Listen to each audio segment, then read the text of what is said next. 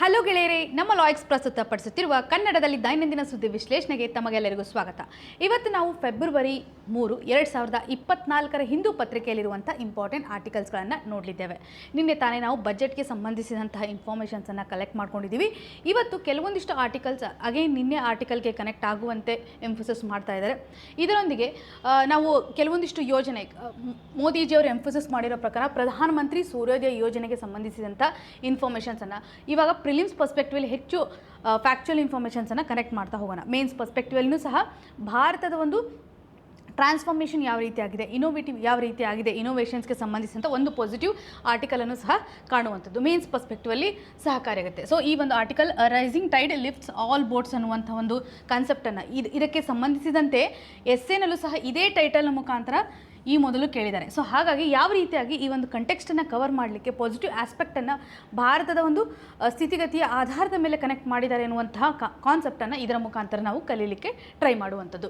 ಇನ್ನು roof top solar ಸ್ಕೀಮ್ಗೆ ಸಂಬಂಧಿಸಿದಂತೆ ಇದು ಆಲ್ರೆಡಿ ನೋಡಿರೋ ಥರ ಇದರಲ್ಲಿರುವಂತಹ ಫೀಚರ್ಸ್ಗಳು ಯಾವ ರೀತಿಯಾಗಿದೆ, ಇದರ ಒಂದು ಫೋಕಸ್ ಯಾವ ರೀತಿಯಾಗಿದೆ ಅನ್ನುವಂಥದ್ದನ್ನು ಕನೆಕ್ಟ್ ಮಾಡ್ಬೋದು. ಇಂಡಿಯಾ ಹಾಗೂ ಮಾಲ್ಡೀವ್ಸ್ಗೆ ರಿಲೇಟೆಡ್ ಇರುವಂಥ ಒಂದು ಇನ್ಫಾರ್ಮೇಷನ್ಸನ್ನು ಅಪ್ಡೇಷನ್ಸ್ ಆಗಿ ಕನೆಕ್ಟ್ ಮಾಡ್ಬೋದು. GS ಪೇಪರ್ 2 ನಡಿನಲ್ಲಿ ಇಂಟರ್ನ್ಯಾಷನಲ್ ರಿಲೇಷನಲ್ಲಿ ಹಾಗೂ GS ಪೇಪರ್ 2 ನಡಿನಲ್ಲಿ ಗೌರ್ಮೆಂಟ್ ಪಾಲಿಸೀಸ್ ಆ್ಯಂಡ್ ಇಂಟರ್ವೆನ್ಷನ್ ಸೆಕ್ಷನಲ್ಲಿ ಆರ್ಟಿಕಲ್ಸ್ಗಳನ್ನು ಕನೆಕ್ಟ್ ಮಾಡುವಂಥದ್ದು. ಇನ್ನು ಪಾಪ್ಯುಲೇಷನ್ ಪ್ರಯಾರಿಟಿ ಸೆನ್ಸಸ್ಗೆ ಸಂಬಂಧಿಸಿದಂತೆ ಏನು ಸ್ಟೆಪ್ಪನ್ನು ತೆಗೆದುಕೊಂಡಿದ್ದಾರೆ. ನಿನ್ನೆ ತಾನೇ ನಾವು ನೋಡಿರೋ ಪ್ರಕಾರ ಹೈ ಕಮಿಟಿಯನ್ನು ಒಂದು ಫಾರ್ಮ್ ಮಾಡ್ತಾ ಇದ್ದಾರೆ. ಸೊ ಈ ಒಂದು ಕಮಿಟಿಯ ಪರ್ಫಾರ್ಮೆನ್ಸ್ ಅಥವಾ ಯಾವ ರೀತಿಯಾಗಿ ಈ ಕಮಿಟಿ ಮುಂದಿನ ಒಂದು ಅದರಲ್ಲೂ ಈ ಒಂದು ಸೆನ್ಸಸ್ಗೆ ಸಂಬಂಧಪಟ್ಟಂತೆ ಪಾಪ್ಯುಲೇಷನ್ಗೆ ಸಂಬಂಧಪಟ್ಟಂಥ ಚಾಲೆಂಜಸನ್ನು ನೋಡಲಿದೆ ಅನ್ನೋದ್ರ ಬಗ್ಗೆ ನಾವು ಕಾಣ್ಬೋದು. ಹೈ ಪವರ್ಡ್ ಕಮಿಟಿಗೆ ಸಂಬಂಧಿಸಿದಂತೆ ಕಾಣುವಂಥದ್ದು. ಇನ್ನು RBI ಕೊಟ್ಟಿರುವಂಥ ಒಂದು ಇನ್ಸ್ಟ್ರಕ್ಷನ್ಸ್ ಇವಾಗ ಪೇಟಿಎಮ್ಗೆ ರಿಲೇಟೆಡ್ ಇರುವಂಥ ಬಿಸ್ನೆಸ್ಗಳನ್ನು ಸ್ಟಾಪ್ ಮಾಡಬೇಕು ಹಾಗೂ ಪೈಪ್ಲೈನ್ ಟ್ರಾನ್ಸಾಕ್ಷನ್ಗಳನ್ನು ಸ್ಟಾಪ್ ಮಾಡಬೇಕು ಅನ್ನುವಂಥ ಡೈರೆಕ್ಷನನ್ನು ಡೆಡ್ಲೈನನ್ನು ಕೊಟ್ಟಿದ್ದಾರೆ RBI ಇವಾಗ ಪೇಟಿಎಮ್ಗೆ. ಸೊ ಹಾಗಾಗಿ ಇಲ್ಲಿ KYCಗೆ ಸಂಬಂಧಿಸಿದಂತಹ ನಾರ್ಮ್ಸ್ಗಳು ಏನು ವಯೋಲೇಷನ್ ಆಗಿದೆ, ಏನು ಪ್ರಾಬ್ಲಮ್ ಆಗುತ್ತೆ ಅನ್ನುವಂಥ ಒಂದು ಪರ್ಸ್ಪೆಕ್ಟಿವನ್ನು ಸಹ ಆರ್ಟಿಕಲ್ನ ಮುಖಾಂತರ ನಾವು ಕನೆಕ್ಟ್ ಮಾಡ್ಕೋಬೋದು. ಸೊ ಇವತ್ತಿನ ಚರ್ಚೆಗೆ ತೆಗೆದುಕೊಂಡಿರ್ತಕ್ಕಂತಹ ಮೊದಲನೇ ಆರ್ಟಿಕಲನ್ನು ನಾವು ನೋಡ್ಕೊಳ್ಳೋದಾದರೆ ಇವಾಗ ನಿಮಗೆಲ್ಲ ಗೊತ್ತಾಗಿರಬೇಕು, ನಿನ್ನೆ ತಾನೇ ಸರ್ಕ್ಯುಲೇಟ್ ಆಗ್ತಿರೋ ಪ್ರಕಾರ KPSCನೂ ಸಹ KS ನೋಟಿಫಿಕೇಷನ್ಸ್ಗಳನ್ನು ಅತಿ ವೇಗವಾಗಿ ಹೊರಡಿಸಲಿದೆ. ಸೊ ಹಾಗಾಗಿ ನಾವು ಸ್ವಲ್ಪ ಫ್ಯಾಕ್ಚುಯಲ್ ಇನ್ಫಾರ್ಮೇಷನ್ಸ್ ಅಥವಾ ಪ್ರಿಲಿಮ್ಸ್ ಓರಿಯೆಂಟೆಡ್ ಇರುವಂತಹ ಇನ್ಫಾರ್ಮೇಷನ್ಸ್ಗಳನ್ನು ಅಥವಾ ಆರ್ಟಿಕಲ್ಸ್ಗಳನ್ನು ಕನೆಕ್ಟ್ ಮಾಡ್ಕೊಳ್ಳಿಕ್ಕೆ ಟ್ರೈ ಮಾಡೋಣ. ಮೇನ್ಸ್ ಓರಿಯೆಂಟೇಷನ್ ಇರತಕ್ಕಂಥ 1 ಅಥವಾ 2 ಆರ್ಟಿಕಲ್ಸ್ಗಳನ್ನು ಕನೆಕ್ಟ್ ಮಾಡ್ಕೊಳ್ಳಿಕ್ಕೆ ಟ್ರೈ ಮಾಡುವಂಥದ್ದು. ಇಲ್ಲಿ ಬೇಸಿಕಲಿ ಇವತ್ತಿನ ಆರ್ಟಿಕಲನ್ನು ಸ್ಟಾರ್ಟ್ ಮಾಡೋಕ್ಕಿಂತ ಮುಂಚೆ ನಾಳೆ ದಿನ ಲಾ ಎಕ್ಸಲೆನ್ಸ್ ಪ್ಲ್ಯಾಟ್ಫಾರ್ಮ್ ಮುಖಾಂತರ ಒಂದು ಬುಕ್ಕನ್ನು ಲಾಂಚ್ ಮಾಡ್ತಾ ಇದ್ದಾರೆ. BS ಫೇಲ್ IPS ಪಾಸ್ ಅಂತ ಗುರುಪ್ರಸಾದ್, ಇವರು ರಿಟೈರ್ಡ್ ಆಗಿರ್ತಕ್ಕಂತಹ IPS ಆಫೀಸರ್ ಅವರು. ಸೊ ಇವರ ಒಂದು ಬುಕ್ಕನ್ನು ಲಾಂಚ್ ಮಾಡಲಿಕ್ಕೆ ನಾಳೆ ಒಂದು ಸೆಷನನ್ನು ಕಂಡಕ್ಟ್ ಮಾಡ್ತಾ ಇದ್ದಾರೆ, ಇವೆಂಟನ್ನು ಕಂಡಕ್ಟ್ ಮಾಡ್ತಾ ಇದ್ದಾರೆ. ಸೊ ಹಾಗಾಗಿ ಈ ಒಂದು ಇವೆಂಟ್ನಲ್ಲಿ ತಾವು ಪಾರ್ಟಿಸಿಪೇಷನನ್ನು ಮಾಡ್ಬೋದು. ಪ್ರಿಪ್ರೇಷನ್ಗೆ ಸಂಬಂಧಿಸಿದಂತೆ ನಿಮ್ಗೆ ಏನೇ ಕನ್ಸರ್ನ್ ಇದ್ದರೂ ಸಹ ಗುರುಪ್ರಸಾದ್ ಸರ್ನ್ನು ಅಪ್ರೋಚ್ ಮಾಡ್ಬೋದು. ಅವರ ಒಂದು ಜರ್ನಿ ಆಗಿರ್ಬೋದು ಅಥವಾ ಅವರು ಯಾವ ರೀತಿಯಂಥ ಹರ್ಡಲ್ಸ್ಗಳನ್ನು ಫೇಸ್ ಮಾಡಿದ್ರು ಎಲ್ಲ ಈ ಒಂದು ಬುಕ್ಕಲ್ಲಿ ಅವೈಲೇಬಲ್ ಇರುವಂತೆ. ಸೊ ಈ ಒಂದು ಬುಕ್ಕಿಗೂ ಸಂಬಂಧಪಟ್ಟಂತೆ ಇನ್ಫಾರ್ಮೇಷನ್ ಅಥವಾ ಇದನ್ನು ಪರ್ಚೇಸ್ ಮಾಡಬೇಕಂತಂದ್ರೂ ಕಾಂಟ್ಯಾಕ್ಟ್ ನಂಬರ್ಗೆ ಇಲ್ಲಿ ಕಾಲ್ ಮಾಡ್ಬೋದಾಗಿದೆ. ಸೊ ಈ ಒಂದು ಇವೆಂಟಲ್ಲಿ ನೀವು ಪಾರ್ಟಿಸಿಪೇಷನ್ ಮಾಡಿ ಅನ್ನುವಂಥ ನಿಟ್ಟಿನಲ್ಲಿ ಈ ಒಂದು ಆ್ಯಡನ್ನು ಇಲ್ಲಿ ಹಾಕಲಾಗಿದೆ. ಸೊ ಇವತ್ತು ನಮ್ಮ ಡಿಸ್ಕಷನ್ಗೆ ತೆಗೆದುಕೊಂಡಿರುವಂತಹ ಮೊದಲ ಆರ್ಟಿಕಲ್ ಯಾವ ರೀತಿಯಾಗಿದೆ. ಇವಾಗ RBI ಕೆಲವೊಂದಿಷ್ಟು ಇನ್ಸ್ಟ್ರಕ್ಷನ್ಸನ್ನು ಕೊಡ್ತಾ ಇದೆ. ಯಾಕೆ ಇವಾಗ RBI ಪೇಟಿಎಮ್ಗೆ ಸಂಬಂಧಿಸಿದಂಥ ಒಂದು ಟ್ರಾನ್ಸಾಕ್ಷನ್ ಝೂಮ್ ಇಷ್ಟು ಮಾಡಿದರೆ ನಿಮಗೆ ಕಾಣುತ್ತೆ ಅಂತ ಭಾವಿಸ್ತಾ ಇದ್ದೀನಿ. ಕೆಲವು ಜನ ಹೈಲೈಟ್ಸನ್ನು ಬದಲಾವಣೆ ಮಾಡಿ ಅಂತ ಹೇಳಿದ್ದಾರೆ. ಸೊ ಇವತ್ತು ಬೇರೆ ಕಲರ್ನ ನೋಡ್ತೀನಿ. ಇವಾಗ RBI ಪೇಟಿಎಮ್ಗೆ ಇನ್ಸ್ಟ್ರಕ್ಷನನ್ನು ಕೊಡ್ತಾ ಇದೆ. ಸೊ ಯಾವ ರೀತಿಯಾಗಿ ಇವಾಗ ಎಲ್ಲ ಟ್ರಾನ್ಸಾಕ್ಷನ್ಸ್ಗಳನ್ನು ಸಾಲ್ವ್ ಮಾಡಬೇಕು ಅಂತ ಈ ಒಂದು ಅನಾಲಿಸಿಸ್ಗೆ ಸಂಬಂಧಿಸಿದ PDF ನಿಮಗೆ ನಮ್ಮ ಲಾಯಕ್ಸ್ ಬ್ಯಾಂಗ್ಳೂರ್ ಚಾನಲ್ ಅಥವಾ ಡಿಸ್ಕ್ರಿಪ್ಷನ್ ಬಾಕ್ಸ್ ನಡಿನಲ್ಲಿ ಸಿಗುತ್ತೆ. ಫಸ್ಟ್ ಲಿಂಕಲ್ಲೇ ಅದನ್ನು ಡೌನ್ಲೋಡ್ ಮಾಡಿ ಅಂತ ಆಪ್ಷನನ್ನು ಮೆನ್ಷನ್ ಮಾಡಿರ್ತಾರೆ. RBI ಇವಾಗ ಪೇಟಿಎಮ್ಗೆ ಇನ್ಸ್ಟ್ರಕ್ಷನ್ಸ್ಗಳನ್ನು ನೀಡ್ತಾ ಇದೆ. ಸೊ ಯಾವ ರೀತಿಯಾದಂಥ ಇನ್ಸ್ಟ್ರಕ್ಷನನ್ನು ನೀಡ್ತಾ ಇದೆ ನೀವು ಇಲ್ಲಿ ಕಾಣ್ಬೋದು. ಆಲ್ ದ ಟ್ರಾನ್ಸಾಕ್ಷನ್ಗೆ ಸಂಬಂಧಿಸಿದಂತೆ ಫಾರ್ ಎಕ್ಸಾಂಪಲ್ ಇವಾಗ ನಾರ್ಮಲಿ ಪೈಪ್ಲೈನ್ ಟ್ರಾನ್ಸಾಕ್ಷನ್ ಅಂತ ನಾನು ಏನು ಮೆನ್ಷನ್ ಮಾಡಿದೆ. ಪೈಪ್ಲೈನ್ ಟ್ರಾನ್ಸಾಕ್ಷನ್ ಅಂತಂದರೆ ಇವಾಗ ಮೋರ್ಟ್ರೇಜ್ ಅಂತ ಕನ್ಸಿಡರ್ ಮಾಡಿ ಫ್ಯೂಚರ್ ಡೇಸಲ್ಲಿ ಆಗಿರುವಂಥ ಒಂದು ಕಮಿಟ್ಮೆಂಟ್ ಇವುಗಳನ್ನೆಲ್ಲ ಸ್ಟಾಪ್ ಮಾಡಬೇಕು ಅನ್ನುವಂಥದ್ದಲ್ಲಿ ಇಲ್ಲಿ ಹಾಕ್ತಾ ಇದ್ದಾರೆ. RBI ಜನವರಿ 31 ಡೈರೆಕ್ಟ್ ಮಾಡ್ತಾ ಇದೆ ಪೇಟಿಎಮ್ಗೋಸ್ಕರ. ಸೊ ಕಂಟೆಕ್ಸ್ಟ್ ಈ ರೀತಿಯಾಗಿ ನಾವು ಕಾಣ್ಬೋದು. ಸೊ ಜನವರಿ 31ನಲ್ಲಿ ಕೊಟ್ಟಿರುವಂಥ ಒಂದು ಇನ್ಸ್ಟ್ರಕ್ಷನ್ ಆಧಾರದ ಮೇಲೆ ಬೈ ಫೆಬ್ರವರಿ 29 ಮತ್ತು ಮಾರ್ಚ್ 15 ಫೆಬ್ರವರಿ 29ನಲ್ಲಿ ನ್ಯೂ ಬಿಸ್ನೆಸ್ ಏನಿರುತ್ತಲ್ಲ ಅವುಗಳ ಟ್ರಾನ್ಸಾಕ್ಷನನ್ನು ಇಲ್ಲಿ ಸ್ಟಾಪ್ ಮಾಡಬೇಕು ಅನ್ನುವಂಥದ್ದಾಗಿ ಬೈ ಫೆಬ್ರವರಿ 29 ಆ್ಯಂಡ್ ಮಾರ್ಚ್ 15 ಒಳಗಾಗಿ ಎಲ್ಲ ಪೈಪ್ಲೈನ್ ಟ್ರಾನ್ಸಾಕ್ಷನ್ಸ್ಗಳನ್ನು ಬಂದ್ ಮಾಡಬೇಕು ಅನ್ನೋಂಥದ್ದಾಗಲಿ. ಯಾಕೆ ಇಶ್ಯೂಸನ್ನು ನಾವು ಇಲ್ಲಿ ರೈಸ್ ಮಾಡೋದಾಗಿ ಕಾಣ್ಬೋದು? ಪರ್ಟಿಕ್ಯುಲರ್ಲಿ ಇಲ್ಲಿ ಪೇಟಿಎಮ್ ಮಾಡ್ತಾ ಇರುವಂತಹ ವೈಲೇಷನ್ಸ್ಗಳಂತಂದರೆ ಪ್ಯಾನ್ ವ್ಯಾಲಿಡೇಷನ್ಸ್ಗಳು ಇವಾಗ ಫೇಲ್ ಆಗ್ತಾ ಇದೆ. ಪ್ಯಾನ್ ಕನೆಕ್ಷನ್ಗೆ ಸಂಬಂಧಿಸಿದಂತೆ ಸೊ ಎಷ್ಟು ಮಟ್ಟಿಗೆ ವ್ಯಾಲಿಡ್ ಇದ್ದಾವೆ ಅಂತ ಐಡೆಂಟಿಫೈ ಮಾಡಲಿಕ್ಕೆ ರಾಂಗ್ ಆಗಿರ್ತಕ್ಕಂಥ ಡೈರೆಕ್ಷನನ್ನು ಇಲ್ಲಿ ನೀಡ್ತಾ ಇದೆ. ಕನ್ಸ್ಯೂಮರ್ ಇಂಟ್ರೆಸ್ಟನ್ನು ಇದು ವೈಲೇಷನ್ ಮಾಡ್ತಾ ಇದೆ ಅನ್ನುವಂಥದ್ದಾಗಿ ಕಾಣ್ಬೋದು. ಸೊ ಇದರೊಂದಿಗೆ ನೋ ಇಯರ್ ಕಸ್ಟಮರ್ಗೆ ಸಂಬಂಧಪಟ್ಟಂಥ ಡೀಟೇಲ್ಸ್ಗಳು ಸಹ ಇಲ್ಲಿ ಮಿಸ್ಸಿಂಗ್ ಆಗ್ತಾ ಇದೆ ಅನ್ನುವಂಥ ಕನ್ಸಿಡ್ರೇಷನನ್ನು ಕಾಣ್ಬೋದು. ಒಂದೇ ಒಂದು ಪ್ಯಾನ್ನ ಮುಖಾಂತರ ಸಾಕಷ್ಟು ಕಸ್ಟಮರ್ಸ್ಗಳನ್ನು ಕನೆಕ್ಟ್ ಮಾಡಿರುವಂಥ ಒಂದು ಡೇಟಾವನ್ನು ಸಹ ಇಲ್ಲಿ ಎಂಫಸಿಸ್ ಮಾಡ್ತಾ ಇದ್ದಾರೆ. ಸರಿಸುಮಾರು 100 ಅಥವಾ 1000 ಕಸ್ಟಮರ್ಸ್ಗಳು ಕೇವಲ ಒಂದೇ ಒಂದು ಪ್ಯಾನ್ನ ಮುಖಾಂತರ ಕನೆಕ್ಟ್ ಆಗಿರೋದನ್ನು ಈ ಒಂದು ಪ್ಲ್ಯಾಟ್ಫಾರ್ಮ್ ನಡಿನಲ್ಲಿ ನಾವು ಕಾಣ್ಬೋದು. ಸೊ ಹಾಗಾಗಿ ಇವುಗಳೆಲ್ಲ ಇಶ್ಯೂಸ್ಗಳು ಇವಾಗ ನಡೀತಾ ಇದೆ. ಇದರೊಂದಿಗೆ ಒಂದು ಸರ್ಟನ್ ಲಿಮಿಟನ್ನು ಹೊರತುಪಡಿಸಿ ಎಕ್ಸ್ಟ್ರಾ ಟ್ರಾನ್ಸಾಕ್ಷನ್ಸ್ಗಳನ್ನು ಪೇಟಿಎಮ್ ಮುಖಾಂತರ ಮಾಡ್ತಾ ಇದ್ದಾರೆ. ಇದರಿಂದ ಏನಾಗುತ್ತೆ, ಮನಿ ಲಾಂಡರಿಂಗ್ ಅಥವಾ ಫ್ರಾಡ್ ರಿಲೇಟೆಡ್ ಇರುವಂಥ ಆ್ಯಕ್ಟಿವಿಟೀಸ್ಗಳು ನಡೀತಾ ಇರ್ತವೆ. ಸೊ ಬ್ಲ್ಯಾಕ್ ಮನಿಗಳನ್ನು ಇವತ್ತು ವೈಟ್ ಮನಿಯಾಗಿ ಕನ್ವರ್ಟ್ ಮಾಡುವಂತಹ ಸಿಚುವೇಷನ್ಸ್ಗಳಿರುತ್ತೆ. ಸೊ ಇದನ್ನು ತಡೆಗಟ್ಟಲಿಕ್ಕೆ RBI ಇವಾಗ ಇನ್ಸ್ಟ್ರಕ್ಟ್ ಮಾಡ್ತಾ ಇದೆ. ಸೊ ಇನ್ ಜನರಲಿ ಇವಾಗ ಡಿಜಿಟಲ್ ಫ್ರಾಡ್ಗಳು ನಡೀತಾ ಇದ್ದಾವೆ ಅನ್ನುವಂಥದ್ದಾಗಲಿ ಮತ್ತು ಕಸ್ಟಮರ್ಸ್ಗಳ ಒಂದು ಪ್ರೈವೇಸಿನೂ ಸಹ ಇಲ್ಲಿ ವೈಲೇಷನ್ ಆಗ್ತಾ ಇದೆ ಅನ್ನುವಂಥ ಒಂದು ಕನ್ಸರ್ನನ್ನು ಕಾಣುವಂಥದ್ದು. ಸೊ ಹಾಗಾಗಿ RBI ಇಲ್ಲಿ ಡೈರೆಕ್ಷನ್ಸನ್ನು ನೀಡ್ತಾ ಇದ್ದಾರೆ. ಕೆಲವೊಂದಿಷ್ಟು ಪಾಲಿಸಿಯ ಮುಖಾಂತರ RBI ಪರ್ಟಿಕ್ಯುಲರ್ಲಿ ನೀವು ಇಲ್ಲಿ ಕಾಣ್ಬೋದು. ಸೊ ಅಕೌಂಟ್ಸ್ಗಳು ಇವಾಗ ರಾಂಗ್ ಆಗಿರೋದನ್ನು ಟ್ರಾನ್ಸಾಕ್ಷನ್ ಮಾಡುವಂಥ ಸಂದರ್ಭದಲ್ಲಿ ಪ್ಯಾನ್ಗೆ ಸಂಬಂಧಪಟ್ಟಂಥ ಇಶ್ಯೂ ಇರೋದ್ರಿಂದ RBI ಇನ್ಸ್ಟ್ರಕ್ಷನ್ಸನ್ನು ನೀಡ್ತಾ ಇದೆ. ಸೊ ಬ್ಯಾನ್ ಮಾಡಲಿಕ್ಕೆ ಮುಂದಾಗ್ತಾ ಇದೆ. ಬೇಸಿಕಲಿ ಇಲ್ಲಿ ಕಸ್ಟಮರ್ಸ್ಗಳ ಒಂದು ಇಂಟ್ರೆಸ್ಟನ್ನು ನೋಡ್ಕೊಳ್ಳಿಕ್ಕೆ ಈ ರೀತಿ ಅಂಥ ಸ್ಟೆಪ್ಪನ್ನು ತೆಗೆದುಕೊಂಡಿದ್ದಾರೆ ಅನ್ನುವಂಥದ್ದಾಗಿ ಕಾಣ್ಬೋದು.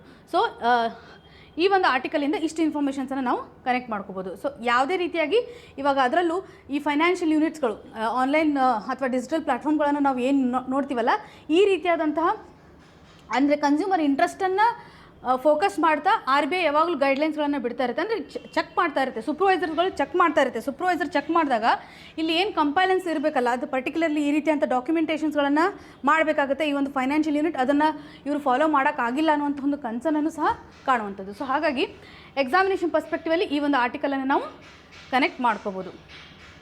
ಇನ್ನು ಮುಂದಿನ ಆರ್ಟಿಕಲನ್ನು ನೋಡೋದಾದರೆ ಇಲ್ಲಿ ಭಾರತ ಮತ್ತು ಮಾಲ್ಡೀವ್ಸ್ ರಿಲೇಷನ್ಗೆ ಸಂಬಂಧಪಟ್ಟಂತೆ ರೀಸೆಂಟಾಗಿ ಸೋಷಿಯಲ್ ಮೀಡಿಯಾದಲ್ಲಿ ಆಗ್ತಾ ಇರುವಂಥ ಒಂದು ವಾರ್ ಆಗಿರ್ಬೋದು, ಹಾಗೂ ಮಾಲ್ಡೀವ್ಸ್ಗೂ ಸಹ ಇವಾಗ ಮಾಲ್ಡೀವ್ಸ್ ಮತ್ತು ಭಾರತ ಇಂಡಿಯನ್ ಓಷನ್ ನಡಿನಲ್ಲಿ ಒಂದು ಸರ್ವೆಯನ್ನು ಮಾಡಲಿಕ್ಕೆ ಸರ್ವೆ ರಿಲೇಟೆಡ್ ಇರತಕ್ಕಂಥ ಶಿಪ್ಸನ್ನು ಮಾಡುವಂಥ ಅಗ್ರಿಮೆಂಟನ್ನು 2019ನಲ್ಲಿ ಹಾಕ್ಕೊಂಡಾಗ ಇವಾಗ ರೀಸೆಂಟ್ಲಿ ಅವರು ಕೆಲವೊಂದಿಷ್ಟು ಕನ್ಸರ್ನನ್ನು ವ್ಯಕ್ತಪಡಿಸ್ತಾ ಚೈನೀಸೊಂದಿಗೆ ಇರ್ತಕ್ಕಂಥ ಒಲವನ್ನು ತೋರಿಸ್ತಾ ಆ ಒಂದು ಸರ್ವೆಯನ್ನು ಕ್ಯಾನ್ಸಲ್ ಮಾಡಿರೋದಾಗಿ ಇದ್ರ ಬಗ್ಗೆ ಕ್ಲಾರಿಟಿ ಇದೆ. ನಾವು ಸಾಕಷ್ಟು ಸಾರಿ ಇದ್ರ ಬಗ್ಗೆ ಚರ್ಚೆ ಮಾಡಿದ್ದೀವಿ. ಸೊ ಇವಾಗ ಪರ್ಟಿಕ್ಯುಲರ್ಲಿ ನಾವು ಇದ್ರ ಬಗ್ಗೆ ಯಾಕೆ ನೋಡ್ತಾ ಇದ್ದೀವಿ ಅಂತಂದರೆ, ಇಲ್ಲಿ ಮಿಲಿಟರಿ ಪರ್ಸನಲ್ಗಳನ್ನು ರಿಪ್ಲೇಸ್ ಮಾಡಲಿಕ್ಕೆ ಮಾಲ್ಡೀವ್ಸ್ ಮುಂದಾಗಿದೆ ಅಂತ ಕಾಣ್ತಾ ಇದ್ದೀವಿ. ಮಾಲ್ಡೀವ್ಸ್ ಮಿಲಿಟರಿ ಪರ್ಸನಲ್ಗಳನ್ನು ರಿಪ್ಲೇಸ್ ಮಾಡ್ತಾ ಇದ್ದಾರೆ. ಸೊ ಪರ್ಟಿಕ್ಯುಲರ್ಲಿ ಇವ್ರು ಏನು ಮಾಡ್ತಾ ಇದ್ದಾರೆ ಅಂದರೆ, ಯಾವ ರೀತಿಯಾಗಿ ಇಲ್ಲಿ ಸಿವಿಲ್ ಆಪ್ರೇಟರ್ಸ್ಗಳನ್ನು ತರ್ತಾ ಇದ್ದೀವ ಈ ಒಂದು ಮಿಲಿಟರಿ ಪರ್ಸನಲ್ ನಡಿನಲ್ಲಿ, ಅಥವಾ ಆರ್ಮ್ಡ್ ಫೋರ್ಸಸ್ ಪರ್ಸನಲ್ಸ್ಗಳನ್ನು ತರ್ತಾ ಇದ್ದೀವ ಅನ್ನುವಂಥ ಕ್ಲಾರಿಟಿ ನಮಗೆ ಇಲ್ಲ. ಕೇವಲ ಕಂಪ್ಲೀಟಾಗಿ ರಿಮೂವ್ ಮಾಡಿಲ್ಲ. ಭಾರತದಿಂದ ಇರ್ತಕ್ಕಂಥ ರಿಪ್ರೆಸೆಂಟೇಟಿವ್ಸ್ಗಳು ಮಿಲಿಟರಿ ಪರ್ಸನಲ್ಸ್ಗಳು ಹೋಗಬೇಕು ಅನ್ನೋದಂಥ ಏನು ಅಗ್ರಿಮೆಂಟ್ ಇಲ್ಲ ಇಲ್ಲಿ, ಆದರೆ ಇರುವಂಥವರನ್ನು ರಿಪ್ಲೇಸ್ ಮಾಡಲಾಗುತ್ತೆ ಅನ್ನೋದ್ರ ಬಗ್ಗೆ ಹೇಳ್ತಾ ಇದ್ದಾರೆ. ಸೊ ಇದು ನಾವು ಕಾಣ್ಬೋದು. ಈ ಒಂದು ರಿಪ್ಲೇಸ್ ಅನ್ನುವಂಥ ವರ್ಡ್ ಏನಿದೆಯಲ್ಲ, ಜಸ್ಟ್ ಚೇಂಜ್ ಮಾಡ್ತಾರೆ ಅಂತ, ಬಟ್ ಕ್ಲಾರಿಟಿ ಇಲ್ಲ ಅನ್ನುವಂಥದ್ದಾಗಿ ಕಾಣುವಂಥದ್ದು.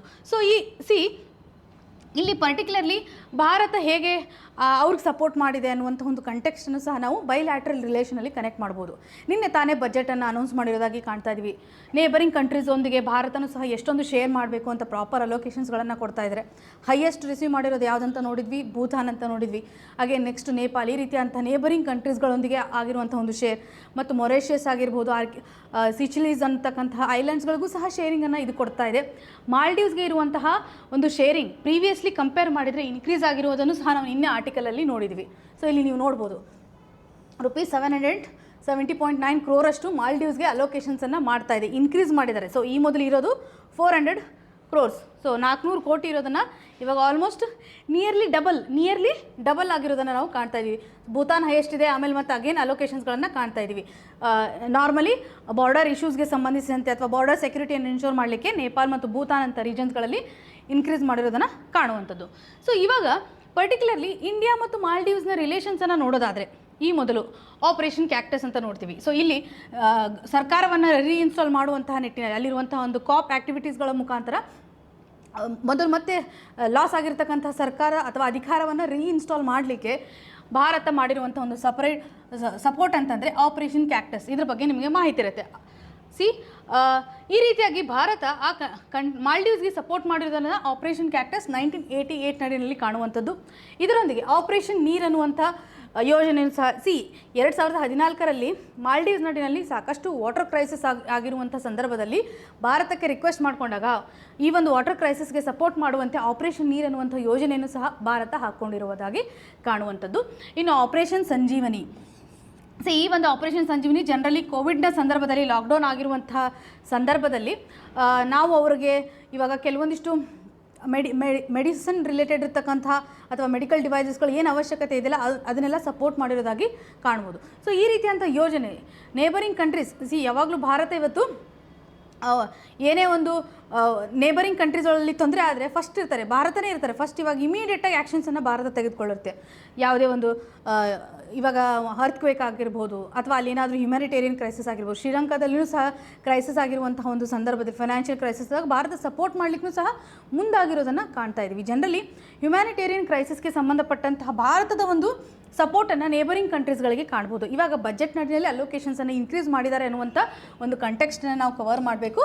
ಸೊ ಇದರೊಂದಿಗೆ ರೀಸೆಂಟಾಗಿ ಆಗ್ತಾ ಇರುವಂಥ ಈ ಒಂದು ಸೋಷಿಯಲ್ ಮೀಡಿಯಾದಲ್ಲಿ ಏನಿದೆ ಅದರಲ್ಲಿ ಲಕ್ಷದ್ವೀಪಕ್ಕೆ ಸಂಬಂಧಿಸಿದಂಥ ಟೂರಿಸಮ್ ಮೇಲೂ ಸಹ ಹೆಚ್ಚು ಪ್ಲ್ಯಾಟ್ಫಾರ್ಮ್ ಮಾಡಿನಲ್ಲಿ ಸರ್ಕ್ಯುಲೇಷನ್ ಆಗ್ತದೆ. ಕಂಪ್ಯಾರಿಸನ್ ಮಾಡ್ತಾ ಇದ್ದಾರೆ, ಅಲ್ಲಿರುವಂಥ ಬೀಚು ಇಲ್ಲಿರುವಂಥ ಬೀಚ್ ಯಾವ ರೀತಿಯಾಗಿದೆ ಅಂದರೆ ಲಕ್ಷದ್ವೀಪ ಮೇಲೆ ನಾವು ಹೆಚ್ಚು ಫೋಕಸ್ ಮಾಡಬೇಕು ಅಂತ. ಯಾಕೆಂದರೆ ಅಲ್ಲಿರುವಂಥ ಮಿನಿಸ್ಟರ್ಸ್ಗಳು ಹಾಕಿರುವಂಥ ಕಮೆಂಟ್ನ ಆಧಾರದ ಮೇಲೆ ಪ್ರೆಸೆಂಟ್ ಗೌರ್ಮೆಂಟ್ ನಾರ್ಮಲಿ ಏನಿದೆ ಅಂದರೆ ಚೈನಾದ ಮೇಲೆ ಒಲವು ಹೆಚ್ಚಾಗಿದೆ. ಸೊ ಹಾಗಾಗಿ ಅಲ್ಲಿರುವಂತಹ ಗೌರ್ಮೆಂಟ್ನ ಕನ್ಸಿಡ್ರೇಷನ್ ಏನಿದೆ ಅಂತಂದರೆ ತಾವು ಚೈನಾದೊಂದಿಗೆ ಇರತಕ್ಕಂಥ ಇನ್ಫ್ಲೂಯೆನ್ಸನ್ನು ಕಡಿಮೆ ಮಾಡಬೇಕು. ಅಲ್ಲಿರುವಂಥ ಜನರೇನಿದಾರಲ್ಲ ಸಿಟಿಜನ್ಸ್ಗಳ ಒಂದು ವೆಲ್ಫೇರ್ಗೆ ಫೋಕಸ್ ಮಾಡಬೇಕು. ಭಾರತ ಇವತ್ತು ಮಾಡ್ತಾ ಇರುವಂಥ ಸಪೋರ್ಟ್ ಏನಿದೆ, ಇವಾಗ ವಾಟರ್ ಕ್ರೈಸಿಸ್ ಆಗ್ತಾ ಇದೆ ಅಂತಂದರೆ ಜನತೆ ಅಲ್ಲಿರ್ತಕ್ಕಂಥ ಜನತೆಗೆ ಹಾರ್ಮ್ ಆಗಬಾರ್ದು ಅನ್ನುವಂಥದ್ದನ್ನು ಮಾಡ್ತಾರೆ. ಯಾವುದೇ ರೀತಿಯಂಥ ಪೊಲಿಟಿಕಲ್ ಅಜೆಂಡಾ ಕಮ್ಮಿ, ಅಲ್ಲಿರುವಂಥ ಜನರಿಗೆ ಸಹಾಯ ಆಗಬಾರ್ದು, ಅವರು ತೊಂದರೆಯಿಂದ ಹೊರಗಡೆ ಬರಬೇಕು ಅನ್ನುವಂಥ ನಿಟ್ಟಿನಲ್ಲಿ ಹ್ಯುಮ್ಯಾನಿಟೇರಿಯನ್ ಕ್ರೈಸಿಸ್ ಆಗಿರುವಂಥ ಸಂದರ್ಭದಲ್ಲಿ ಭಾರತ ಸಹಾಯ ಮಾಡಿರೋದನ್ನು ಕಾಣ್ತಾ ಇದ್ದೀವಿ. ಸೊ ಹಾಗಾಗಿ ಅಲ್ಲಿರುವಂತಹ ಲೀಡರ್ಸ್ಗಳು ಇದನ್ನು ಅರ್ಥ ಮಾಡ್ಕೋಬೇಕು ಅನ್ನುವಂಥ ಒಂದು ಕಂಟೆಕ್ಸ್ಟನ್ನು ಸಹ ನಾವಿಲ್ಲಿ ಕನೆಕ್ಟ್ ಮಾಡ್ಕೋಬೋದು. ಸೊ ಇಷ್ಟು ಪಾಯಿಂಟನ್ನು ಈ ಒಂದು ಆರ್ಟಿಕಲ್ಗೆ ಸಂಬಂಧಪಟ್ಟಂತೆ ಕನೆಕ್ಟ್ ಮಾಡುವಂಥದ್ದು. ಸೊ ಇನ್ನು ನೆಕ್ಸ್ಟು ಪ್ರಧಾನ ಮಂತ್ರಿ ಸರ್ವೋದಯ ಯೋಜನೆ. ಭಾರತ ಇವತ್ತು net zero emission, net zero emission 2070 ಟಾರ್ಗೆಟನ್ನು ಹಾಕ್ಕೊಂಡಿದೆ. ಹಾಗಾಗಿ ರಿನ್ಯೂವಬಲ್ ಎನರ್ಜಿ ಮೇಲೆ ಹೆಚ್ಚು ಫೋಕಸನ್ನು ಮಾಡಬೇಕು ಅಂತ ಹಾಕ್ಕೊಂಡಿದೆ. ಸೊ ರಿನ್ಯೂವಬಲ್ ಎನರ್ಜಿಯನ್ನು ಹೆಚ್ಚು ನಾವು ಯೂಸ್ ಮಾಡಬೇಕು ಅಂತಂದರೆ ಫಾಸಿಲ್ ಫ್ಯೂಯಲ್ಸ್ಗಳ ಮೇಲೆ ಡಿಪೆಂಡೆನ್ಸಿಯನ್ನು ಕಡಿಮೆ ಮಾಡುವಂಥದ್ದು. ಎಲೆಕ್ಟ್ರಿಸಿಟಿಯನ್ನು ಇವಾಗ ನಾವು ಪ್ರೊಡ್ಯೂಸ್ ಮಾಡುವಂಥ ಸಂದರ್ಭದಲ್ಲಿ ಪರ್ಟಿಕ್ಯುಲರ್ಲಿ ನಾವೇನು ಮಾಡ್ತಾ ಇದ್ದೀವಿ, ಈಗ ಸೋಲಾರ್ ರಿಲೇಟೆಡ್ ಇರುವಂತೆ ಆಗಿರ್ಬೋದು, ವಿಂಡ್ಗೆ ಸಂಬಂಧಪಟ್ಟಂತೆ, ಈವನ್ ಹೈಡ್ರೋ ಎನರ್ಜಿಗೆ ಸಂಬಂಧಪಟ್ಟಂತೆಯೂ ಸಹ ಫೋಕಸ್ ಮಾಡುವಂಥದ್ದು. ಸೊ ಹಾಗಾಗಿ ಈ ಒಂದು ಯೋಜನೆ ನಡಿನಲ್ಲಿ PM ಸರ್ವೋದಯ ಯೋಜನೆ ನಡಿನಲ್ಲಿ ಹೌಸ್ ಹೋಲ್ಡ್ಗಳ ಮೇಲೆ ನಾವು ಏನು ಮಾಡ್ತಾ ಇದ್ದೀವಿ, ಸೋಲಾರ್ ಪ್ಯಾನಲ್ಸ್ಗಳನ್ನು ಹಾಕುವಂಥದ್ದು. ಸೋಲಾರ್ ಪ್ಯಾನಲ್ಸ್ಗಳನ್ನು ನಾವು ಹೌಸ್ ಹೋಲ್ಡ್ಗಳ ಮೇಲೆ ಹಾಕೋದ್ರ ಮುಖಾಂತರ ಪರ್ಟಿಕ್ಯುಲರ್ಲಿ ಈ ಒಂದು ಸ್ಕೀಮ್ ಟಾರ್ಗೆಟ್ ಮಾಡ್ತಾ ಇರೋದು ಒಂದು ಮಂತ್ಗೆ ನಾವು ಪರ್ಟಿಕ್ಯುಲರ್ಲಿ ಎಷ್ಟು ಯೂಸ್ ಮಾಡ್ಬೋದು ಯೂನಿಟನ್ನು, ಮಿನಿಮಮ್ 300 ಯೂನಿಟ್ ಪರ್ ಮಂತ್ನ ಆಧಾರದ ಮೇಲೆ 300 ಯೂನಿಟ್ ಅಷ್ಟು ರಿಲೀಫನ್ನು ಕೊಡಲಾಗುತ್ತೆ. ಇವಾಗ ಸರ್ಕಾರ ಏನು ಯೋಜನೆ ತಂದಿದೆ ಕರ್ನಾಟಕದಲ್ಲಿ ನಾವು ನೋಡ್ಬೋದು, ಕರ್ನಾಟಕದಲ್ಲಿ ನಾವು 200 ಯೂನಿಟನ್ನು ಫ್ರೀಯಾಗಿ ಪಡ್ಕೊಳ್ತಾ ಇರೋದನ್ನು, ಎಕ್ಸ್ಟ್ರಾ ಬಂದಿರುತ್ತಲ್ಲ ಅದು ಮಾತ್ರ ನಾವು ಪೇ ಮಾಡ್ತೀವಿ ಅಂತ ನೋಡ್ತಾ ಇದ್ದೀವಿ. ಸೊ ಇದೇ ರೀತಿಯಾದಂಥ ಒಂದು ಯೋಜನೆ ಸೆಂಟ್ರಲ್ ಗೌರ್ಮೆಂಟಲ್ಲಿ ತರ್ತಾ ಇದ್ದಾರೆ. 300 ಯೂನಿಟ್ ಪರ್ ಮಂತ್ ಆಧಾರದ ಮೇಲೆ. ನಿನ್ನೆ ನಾವು ನೋಡಿರೋ ಒಂದು ಆರ್ಟಿಕಲನ್ನು ಆಧಾರದ ಮೇಲೆ ಪರ್ ಆ್ಯನ್ಯುವಲ್ ಬೇಸಿಸ್ ಮೇಲೆ 15ರಿಂದ 18 ಸಾವಿರದಷ್ಟು ಒಂದು ಹೌಸ್ ಹೋಲ್ಡ್ಗೆ ಸೇವಿಂಗ್ ಆಗುತ್ತೆ ಅನ್ನೋದನ್ನು ಕಾಣ್ತಾ ಇದ್ದೀವಿ. ಇದರೊಂದಿಗೆ ಇವಾಗ ಡಿಸ್ಕಾಮ್ಸ್ಗಳು ಅಥವಾ ಎಲೆಕ್ಟ್ರಿಸಿಟಿ ಮಿನಿಸ್ಟ್ರಿನೂ ಸಹ ಒಂದು ಬರ್ಡನನ್ನು ಕ್ಯಾರಿ ಮಾಡ್ತಾ ಇದೆಯಲ್ಲ, ಸೊ ಅದು ಸಹ ಕಡಿಮೆ ಆಗುತ್ತೆ. ಸಬ್ಸಿಡೈಸ್ ರೇಟ್ ನಡಿನಲ್ಲಿ ಎಲೆಕ್ಟ್ರಿಸಿಟಿ ಪ್ರೊವೈಡ್ ಮಾಡುವಂಥದ್ದು ಅದೂ ಸಹ ಕಡಿಮೆ ಆಗುವಂಥ ನಿಟ್ಟಿನಲ್ಲಿ ನಾವು ಇದನ್ನು ಸೇವ್ ಮಾಡ್ಬೋದು. ಇದನ್ನು ಇನ್ಸ್ಟಾಲೇಷನ್ ಮಾಡುವಂಥ ಸಂದರ್ಭದಲ್ಲಿ ಕೆಲವೊಂದಿಷ್ಟು ಹರ್ಡಲ್ಸ್ಗಳು ಇದ್ದೇ ಇರುತ್ತೆ. ಯಾಕೆಂದರೆ ಸ್ಟಾರ್ಟಿಂಗ್ ಇನ್ಸ್ಟಾಲೇಷನ್ ಕಾಸ್ಟ್ ತುಂಬ ಇರುತ್ತೆ. ಸರ್ಕಾರ ಇವಾಗ 60% ಅಷ್ಟು ಇಲ್ಲಿ ನೀವು ನೋಡ್ಬೋದು 300 ಯೂನಿಟ್ ಪರ್ ಮಂತ್ನ ಆಧಾರದ ಮೇಲೆ. ಜನರಲಿ ನಮ್ಮ ದೇಶದಲ್ಲಿ 80 to 85% ಆ್ಯಕ್ಚುಲಿ 85% ಅಷ್ಟು ಇಂಡಿಯನ್ ಹೌಸ್ ಹೋಲ್ಡ್ಗಳು ಎವ್ರೇಜ್ 100ಇಂದ 200 ಅಷ್ಟು ಪರ್ ಮಂತ್ ಆಧಾರದ ಮೇಲೆ ಇಷ್ಟು ಯೂನಿಟನ್ನು ಎಕ್ಸ್ಪೆಂಡಿಚರ್ ಯೂಸ್ ಮಾಡೋದನ್ನು ಕಾಣ್ತಾ ಇದ್ದೀವಿ. ಸೊ ಹಾಗಾಗಿ ಇವಾಗ ಈ ಒಂದು ಯೋಜನೆನ ನಾವು ಜಾರಿಗೆ ತಂದರೆ ಸಾಕಷ್ಟು ಜನರಿಗೆ ಬೆನಿಫಿಟ್ ಆಗುತ್ತೆ ಅನ್ನುವಂಥ ಒಂದು ಕಂಟೆಕ್ಸ್ಟನ್ನು ನಾವಿಲ್ಲಿ ಕವರ್ ಮಾಡ್ಬೋದು. ಇನ್ಸ್ಟಾಲೇಷನ್ ಕಾಸ್ಟ್ಗೆ ಸಂಬಂಧಪಟ್ಟಂತೆ 60% ಅಷ್ಟು ಇನ್ಸ್ಟಾಲೇಷನ್ ಕಾಸ್ಟನ್ನು ಸಬ್ಸಿಡೈಸ್ ರೇಟ್ ನಡಿಯಲ್ಲಿ ಸೆಂಟ್ರಲ್ ಗೌರ್ಮೆಂಟೇ ಭರಿಸುತ್ತೆ. ಸೊ ಸ್ಟಾರ್ಟಿಂಗ್ ಇನ್ಸ್ಟಾಲೇಷನ್ ಕಾಸ್ಟ್ ಏನಿರುತ್ತಲ್ಲ, ಸ್ಟಾರ್ಟಿಂಗ್ ಅದನ್ನು ಇನ್ಸ್ಟಾಲ್ ಮಾಡಲಿಕ್ಕೆ ಆಗುವಂಥ ಒಂದು ಅಮೌಂಟನ್ನು ಸರ್ಕಾರ ಇದು ಮಾಡುತ್ತೆ. ರಿಮೈನಿಂಗ್ 40% ಏನಿದೆಯಲ್ಲ ಅದನ್ನು ಪಬ್ಲಿಕ್ ಸೆಕ್ಟರ್ ಅಂಡರ್ಟೇಕಿಂಗ್ಸ್ಗಳು ಲೋನನ್ನು ತೆಗೆದುಕೊಳ್ತವೆ. ಸೊ ಲೋನನ್ನು ತೆಗೆದುಕೊಂಡಿರುವಂಥ ಸಂದರ್ಭದಲ್ಲಿ ಆ ಒಂದು ಲೋನನ್ನು ರಿಟರ್ನ್ ಮಾಡುವಾಗ ಇವಾಗ ನೀವು ಪರ್ಟಿಕ್ಯುಲರ್ಲಿ ಏನಾದರೂ ಒಂದು ಮಂತ್ನ ಆಧಾರದ ಮೇಲೆ 400 ಯೂನಿಟ್ ಅಷ್ಟು ಏನಾದರೂ 400 ಯೂನಿಟ್ ಅಷ್ಟು, ಸೊ ಇಷ್ಟು ಯೂನಿಟ್ ಅಷ್ಟು ಮಂತ್ಲಿ ಬೇಸಿಸ್ ಮೇಲೆ ನಿಮ್ಮ ಒಂದು ಎಲೆಕ್ಟ್ರಿಸಿಟಿ ಯೂನಿಟ್ ಅಥವಾ ಖರ್ಚಾಗಿದ್ದರೆ ಇಷ್ಟು ಬಂದಿತ್ತಂದರೆ ಯೂನಿಟ್ಟು, ಇವಾಗ 300 ನಿಮ್ಗೆ ಫ್ರೀ ಮಾಡ್ತಾರೆ. ನೆಕ್ಸ್ಟ್ 100 ಏನಿರುತ್ತಲ್ಲ ಇದರಿಂದ ಅವ್ರು ಏನು ಇನ್ಕಮ್ ಜನ್ರೇಟ್ ಮಾಡಿರ್ತಾರಲ್ಲ ಆ ಒಂದು ಇನ್ಕಮ್ನ ಮುಖಾಂತರ 100 ಯೂನಿಟಿಂದ ಬಂದಿರುವಂಥ ಈ ಒಂದು ಇನ್ಕಮ್ನ ಮುಖಾಂತರ ಲೋನನ್ನು ರೀಫಂಡ್ ಮಾಡ್ತಾರೆ. ಸೊ ಲೋನ್ ತೆಗೆದುಕೊಂಡಿರ್ತಾರಲ್ಲ PSUsಗಳು ರಿಮೈನಿಂಗ್ ಅಮೌಂಟನ್ನು ಸೆಂಟ್ರಲ್ ಗೌರ್ಮೆಂಟ್ ಕೊಟ್ಟಿರುವಂಥ ಅಮೌಂಟ್ ಬಿಟ್ಟು ಉಳಿದಿದ್ದ ಅಮೌಂಟ್ನ PSUsಗಳು ರೇಸ್ ಮಾಡಬೇಕು. ಆ ಒಂದು ಲೋನನ್ನು ರಿಟರ್ನ್ ಮಾಡುವಂಥ ಸಂದರ್ಭದಲ್ಲಿ ಎಡಿಷನಲ್ ಅಮೌಂಟ್ ಮೇಲೆ ನಾವು ಏನು ಪೇ ಮಾಡಿರ್ತೇವಲ್ಲ ಅದರ ಆಧಾರದ ಮೇಲೆ ಇದು ತೆಗೆದುಕೊಳ್ಳುತ್ತೆ ಅಂತ ಕಾಣ್ಬೋದು. ಇಲ್ಲಿ ಸೋಲಾರ್ ಸ್ಕೀಮನ್ನು ನಾವು ಇವಾಗ ಜಾರಿಗೆ ತರೋದ್ರಿಂದ ನಮ್ಮ ರಿನ್ಯೂಯಬಲ್ ಎನರ್ಜಿ ಮೇಲೆ ಇರ್ತಕ್ಕಂಥ ಟಾರ್ಗೆಟು ಸಹ ಪ್ಯಾರಲಲ್ಲಿ ರೀಚ್ ಆಗುತ್ತೆ ಅನ್ನೋದನ್ನು ಕಾಣ್ಬೋದು.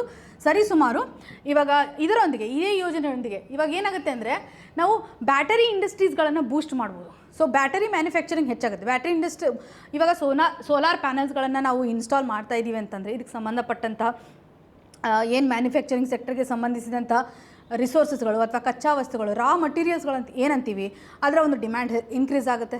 ಸೊ ಈ ರೀತಿಯಾದಂತಹ ಅನೌನ್ಸ್ಮೆಂಟನ್ನು ಮಾಡೋದ್ರಿಂದ ಏನಾಗುತ್ತೆ, ರಾ ಮಟೀರಿಯಲ್ಸ್ಗಳ ಡಿಮ್ಯಾಂಡ್ ಇನ್ಕ್ರೀಸ್ ಆಗುತ್ತೆ.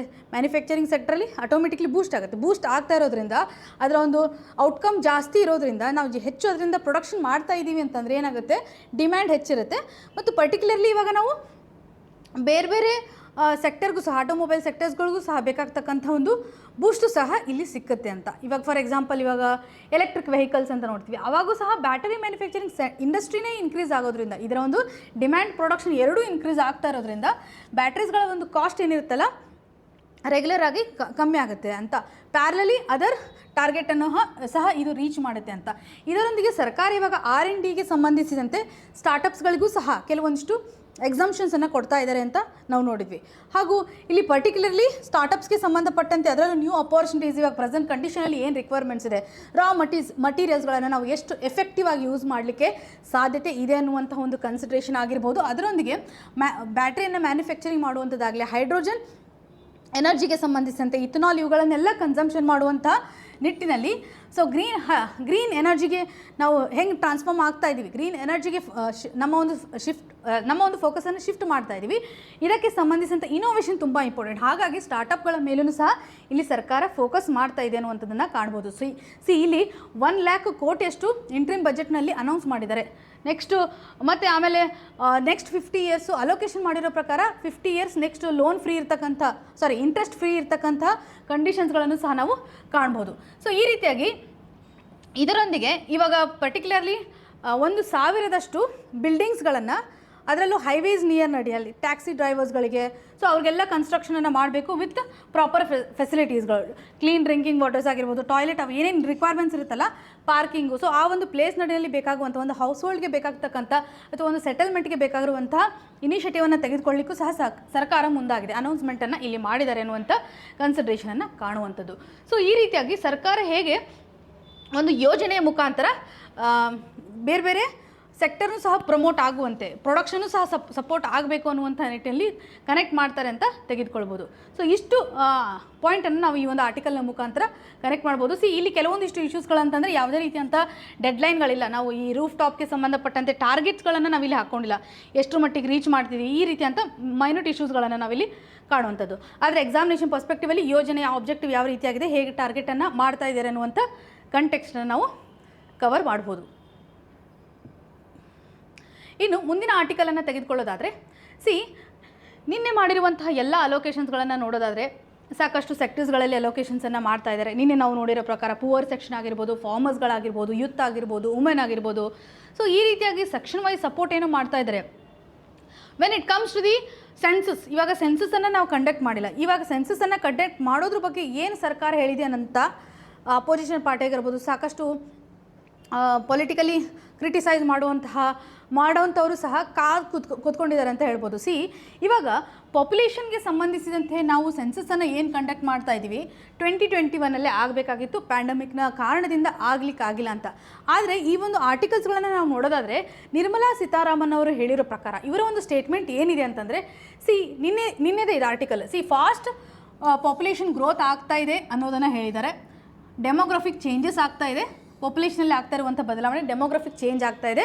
ಸೊ ಇದನ್ನು ಅಥವಾ ಪ್ರೆಸೆಂಟ್ ಕಂಡೀಷನಲ್ಲಿ ಇದನ್ನು ಇದಕ್ಕೆ ಸಂಬಂಧಿಸಿದಂತೆ ಚಾಲೆಂಜಸನ್ನು ನಾವು ಯಾವ ರೀತಿಯಾಗಿ ಫೇಸ್ ಮಾಡ್ತಾ ಇದ್ದೀವಿ ಅಂತ ನೋಡಲಿಕ್ಕೆ ಒಂದು ಕಮಿಟಿಯನ್ನು ಸೆಟಪ್ ಮಾಡೋದಾಗಿ, ಸೊ ಹೈ ಪವರ್ಡ್ ಕಮಿಟಿ ಇಲ್ಲಿ ನೀವು ನೋಡ್ಬೋದು, ಹೈ ಪವರ್ ಕಮಿಟಿಯನ್ನು ಸೆಟಪ್ ಮಾಡೋದಾಗಿ ಅನೌನ್ಸ್ಮೆಂಟನ್ನು ಮಾಡಿದ್ದಾರೆ. ಸೊ ಇಲ್ಲಿ ಪರ್ಟಿಕ್ಯುಲರ್ಲಿ ಫಾಸ್ಟ್ ಗ್ರೋಯಿಂಗ್ ಪಾಪ್ಯುಲೇಷನ್ ಇದೆ ಅನ್ನೋದ್ರ ಬಗ್ಗೆ ಹೇಳ್ತಾ ಇದ್ದಾರೆ. ಆದರೆ ಬೇರೆ ಒಂದು ರಿಪೋರ್ಟ್ಗಳನ್ನು ನಾವು ಇಲ್ಲಿ ಕನೆಕ್ಟ್ ಮಾಡ್ಕೊಳ್ಳೋದಾದರೆ, ನಿನ್ನೆ ಆರ್ಟಿಕಲಿಂದ ಇವತ್ತಿನ ಆರ್ಟಿಕಲನ್ನು ಕನೆಕ್ಟ್ ಮಾಡೋದಾದರೆ, ಸೊ ಇಲ್ಲಿ ಪಾಪ್ಯುಲೇಷನ್ ಪ್ರಯಾರಿಟೀಸ್ ಅಂತ ಕೊಡ್ತಾ ಇದ್ದಾರೆ. ಕಮೆಂಟರಿಯಾಗಿ ಕೆಲವೊಂದಿಷ್ಟು ಪಾಯಿಂಟ್ಸ್ಗಳನ್ನು ನಾವಿಲ್ಲಿ ತೆಗೆದುಕೊಳ್ಬೋದು. ಯಾವ ರೀತಿಯಾಗಿ ಇವ್ರು ಹೇಳ್ತಾ ಇದ್ದಾರೆ, ಫಾಸ್ಟ್ ಪಾಪ್ಯುಲೇಷನ್ ಗ್ರೋತ್ ಆಗ್ತಾ ಇದೆ ಅಂತ.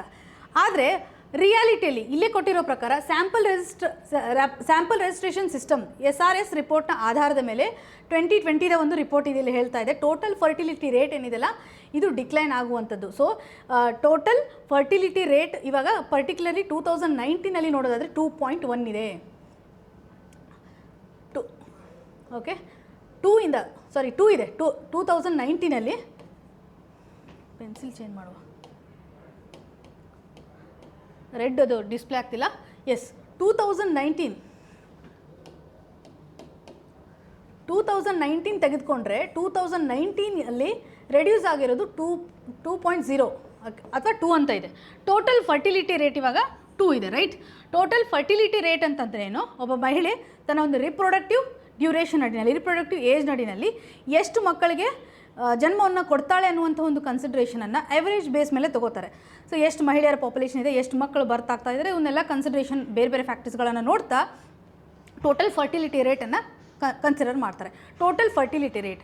ಸೊ ಈ ಒಂದು ಟೋಟಲ್ ಫರ್ಟಿಲಿಟಿ ರೇಟ್ ಇವಾಗ 2 2.1 ಅಂತ ನಾವು ಮೊದಲು ಚರ್ಚೆ ಮಾಡ್ತಾ ಇದ್ವಿ. ಇವಾಗ ಟೋಟಲ್ ಫರ್ಟಿಲಿಟಿ ರೇಟ್ 2 ಬಂದಿದೆ. ಹಾಗಿದ್ರೆ ಪಾಪ್ಯುಲೇಷನ್ ಗ್ರೋತನ್ನು ನಾವಿಲ್ಲಿ ಕಾಣ್ಬೋದು. ಪಾಪ್ಯುಲೇಷನ್ ಗ್ರೋತ್ ಫಾಸ್ಟ್ ಆಗ್ತಾ ಇಲ್ಲ, ಕಡಿಮೆ ಆಗಿದೆ ಅನ್ನುವಂಥ ಒಂದು ಫ್ಯಾಕ್ಟರ್ನ ಕನ್ಸಿಡರ್ ಮಾಡ್ಬೋದು. ಇದರೊಂದಿಗೆ ನ್ಯಾಷನಲ್ ಫ್ಯಾಮಿಲಿ ಹೆಲ್ತ್ ಸರ್ವೆ ಹೇಳೋ ಪ್ರಕಾರ ಇಲ್ಲಿ ನೋಡ್ಬೋದು ನಾವು, ಇಲ್ಲಿ ಹೇಳೋದು ಸ್ಯಾಂಪಲ್ ರಿಜಿಸ್ಟ್ರೇಷನ್ ಸಿಸ್ಟಮ್. ಸೊ ಇವರು ಹೇಳೋ ಪ್ರಕಾರ 2020 ಈ ಒಂದು ರಿಜಿಸ್ಟ್ರೇಷನ್ ರಿಪೋರ್ಟ್ ಹೇಳೋ ಪ್ರಕಾರ ಸಹ 2ಗೆ ರೆಡ್ಯೂಸ್ ಆಗಿದೆ, ಡ್ರಾಪ್ ಆಗಿದೆ 2ಗೆ. ಇದೇ ರೀತಿಯಾಗಿ ನ್ಯಾಷನಲ್ ಫ್ಯಾಮಿಲಿ ಹೆಲ್ತ್ ಸರ್ವೆ 5 ಇದರಲ್ಲಿರ್ತಕ್ಕಂತಹ ರಿಪೋರ್ಟ್ 2019 ಹಾಗೂ 21ನ ಒಂದು ಡ್ಯೂರೇಷನ್ ರಿಪೋರ್ಟನ್ನು ತೆಗೆದುಕೊಳ್ಳೋದಾದರೆ ಇದರಲ್ಲೂ ಸಹ ಟೋಟಲ್ ಫರ್ಟಿಲಿಟಿ ರೇಟು 2 ಆಗಿ ಇದೆ. ಸೊ ಇಲ್ಲಿ reproductive replacement level fertility rate ಅನ್ನೋದಾಗಿನೂ ಸಹ ಇನ್ನೊಂದು ಕಾನ್ಸೆಪ್ಟ್ ಇದೆ.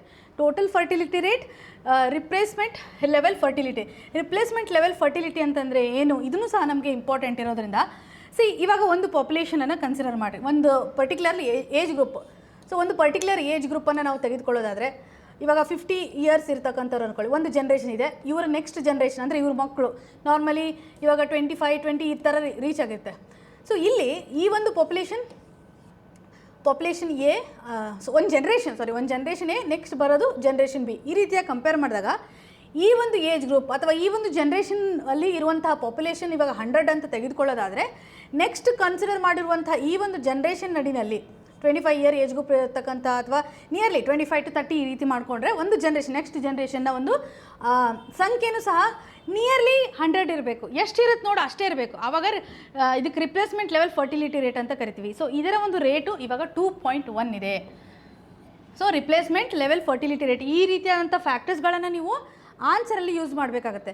As per the national family health survey 5 ಇವಾಗ ಟೋಟಲ್ ಫರ್ಟಿಲಿಟಿ ರೇಟ್ ಎಷ್ಟಿದೆ, ಡ್ರಾಪ್ ಆಗಿರೋದನ್ನು ನಾವು ಕಾಣ್ತಾ ಇದ್ದೀವಿ. ಇದರೊಂದಿಗೆ ಸ್ಯಾಂಪಲ್ ರಿಜಿಸ್ಟ್ರೇಷನ್ ಸಿಸ್ಟಮು ಸಹ ಹೇಳೋ ಪ್ರಕಾರ total fertility rate reduced to.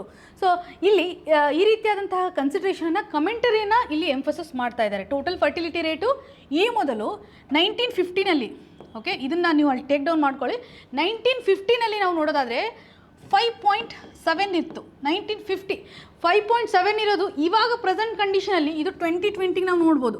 So 2020ಗೆ ಎಷ್ಟು ಬಂದಿದೆ, 2ಗೆ ರೆಡ್ಯೂಸ್ ಆಗಿರೋದನ್ನು ನಾವು ಕಾಣ್ತಾ ಇದ್ದೀವಿ. ಸೊ ಇವಾಗ ಲೈಫ್ ಎಕ್ಸ್ಪೆಕ್ಟೆನ್ಸಿನೂ ಸಹ ಹೆಚ್ಚಾಗಿದೆ ಅನ್ನುವಂಥದ್ದನ್ನು ಕಾಣ್ತಾ ಇದ್ದೀವಿ. ಸೊ ಡೆಮೋಗ್ರಫಿಕ್ ಶಿಫ್ಟ್ ಯಾವ ರೀತಿಯಾಗಿದೆ, ಲೈಫ್ ಎಕ್ಸ್ಪೆಕ್ಟೆನ್ಸಿ ರೇಟ್ ಹೆಚ್ಚಾಗಿದೆ ಮತ್ತು ವರ್ಕಿಂಗ್ ಏಜ್ ಪಾಪ್ಯುಲೇಷನ್ ಹೆಚ್ಚಿದೆ. ವರ್ಕಿಂಗ್ ಏಜ್ ಪಾಪ್ಯುಲೇಷನ್ ಯಾವ ಏಜ್ ಗ್ರೂಪ್ ಅಂತ ನಾವು ಕನ್ಸಿಡರ್ ಮಾಡ್ತೀವಿ ಅಂತ ಕಮೆಂಟ್ ಸೆಕ್ಷನಲ್ಲಿ ಮೆನ್ಷನ್ ಮಾಡಿ. ಏಕೆಂದರೆ ಡಿಮೋಗ್ರಫಿಕ್ ಡಿವಿಡೆಂಟ್ ಅನ್ನುವಂಥ ಒಂದು ಕಾನ್ಸೆಪ್ಟನ್ನು ನಾವು ನೋಡ್ಬೋದು.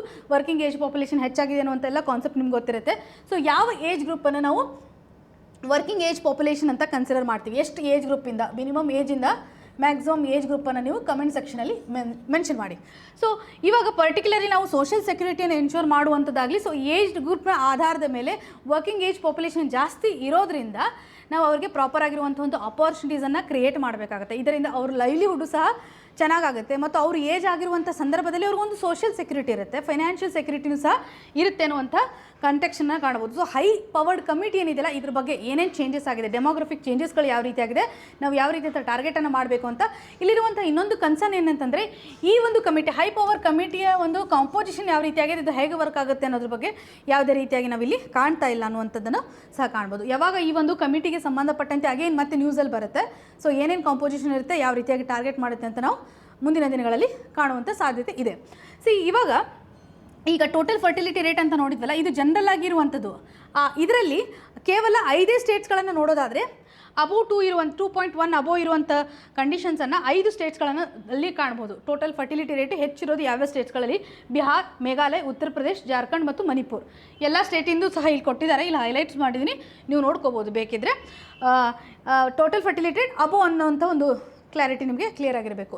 ಇನ್ನೊಂದು ಏನಿದೆ ಅಂತಂದರೆ ಸೌತ್ ರೀಜನ್ ನಡಿನಲ್ಲಿ ಪರ್ಟಿಕ್ಯುಲರ್ಲಿ ಸೌತ್ ಸ್ಟೇಟ್ಸ್ಗಳಲ್ಲಿ ಇವಾಗ ಟೋಟಲ್ ಫರ್ಟಿಲಿಟಿ ರೇಟ್ ಆಗಿರ್ಬೋದು ಅಥವಾ ಪಾಪ್ಯುಲೇಷನಲ್ಲಿ ಆಗಿರುವಂಥ ಒಂದು ಬದಲಾವಣೆಯನ್ನು 2011ಗೆ ಈ ಮೊದಲು 1951 ಪಾಪ್ಯುಲೇಷನ್ ರೇಟು 26% ಇರೋದು 21%ಗೆ ರೆಡ್ಯೂಸ್ ಆಗಿದೆ. ಇದಕ್ಕೆ ಕಾರಣಗಳು ಏನಂತಂದರೆ ಇಲ್ಲಿರುವಂಥ socio economic outcomes, educations, particularly south area ನಡಿನಲ್ಲಿ ಪಾಪ್ಯುಲೇಷನ್ ಕಂಟ್ರೋಲ್ಗೆ ಸಂಬಂಧಪಟ್ಟಂತಹ ಯೋಜನೆಗಳನ್ನು ಈಸಿಯಾಗಿ ಜಾರಿಗೆ ಇಂಪ್ಲಿಮೆಂಟ್ ಮಾಡಿದ್ದಾರೆ, ಸೀರಿಯಸ್ ಆಗಿ ತೊಗೊಂಡಿದ್ದಾರೆ. ಪಾಪ್ಯುಲೇಷನ್ನಿಂದ ಆಗುವಂಥ ಇಂಪ್ಲಿಕೇಷನ್ಸ್ಗಳನ್ನು ಸೀರಿಯಸ್ ಆಗಿ ತೆಗೆದುಕೊಳ್ಳೋದ್ರ ಮುಖಾಂತರ ಇಲ್ಲಿ ಸೌತ್ ಸ್ಟೇಟ್ಸ್ಗಳಲ್ಲಿ ಪರ್ಟಿಕ್ಯುಲರ್ಲಿ ನಾವು ನಾರ್ತನ್ನು ಕಂಪೇರ್ ಮಾಡೋದಾದರೆ ಪಾಪ್ಯುಲೇಷನ್ನು ಗ್ರೋತ್ ಕಡಿಮೆ ಇದೆ ಅಂತ ಕಾಣಬಹುದು.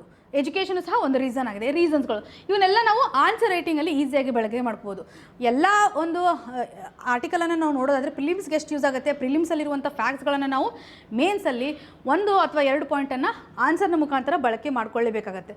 ಸೊ ಇವಾಗ ಪ್ರೆಸೆಂಟ್ ಕಂಡೀಷನಲ್ಲಿ ಈ ಒಂದು ಹೈ ಪವರ್ಡ್ ಕಮಿಟಿ ಏನು ಮಾಡ್ತಾ ಇದೆ, ಡೆಮೋಗ್ರಫಿಕ್ ಚೇಂಜಸ್ಗೆ ಸಂಬಂಧಪಟ್ಟಂಥ ಏನೇನು ಬದಲಾವಣೆ ಆಗಿದೆ ಅಥವಾ ಇವಾಗ ರ್ಯಾಪಿಡ್ ಅರ್ಬನೈಜೇಷನ್ ಆಗ್ತಾ ಇದೆ, ಅರ್ಬನೈಜೇಷನ್ ಆಗಿದೆ ಅಂತಂದರೆ ಅಲ್ಲಿ ಏನು ಕಾನ್ಸಿಕ್ವೆನ್ಸಸ್ ಇದೆ, ಕ್ರೌಡಿಂಗ್ ಆಗ್ತಾ ಇರುತ್ತೆ, ಸೊ ಅಪಾರ್ಚುನಿಟೀಸ್ಗಳನ್ನು ಕ್ರಿಯೇಟ್ ಮಾಡಬೇಕಾಗತ್ತೆ.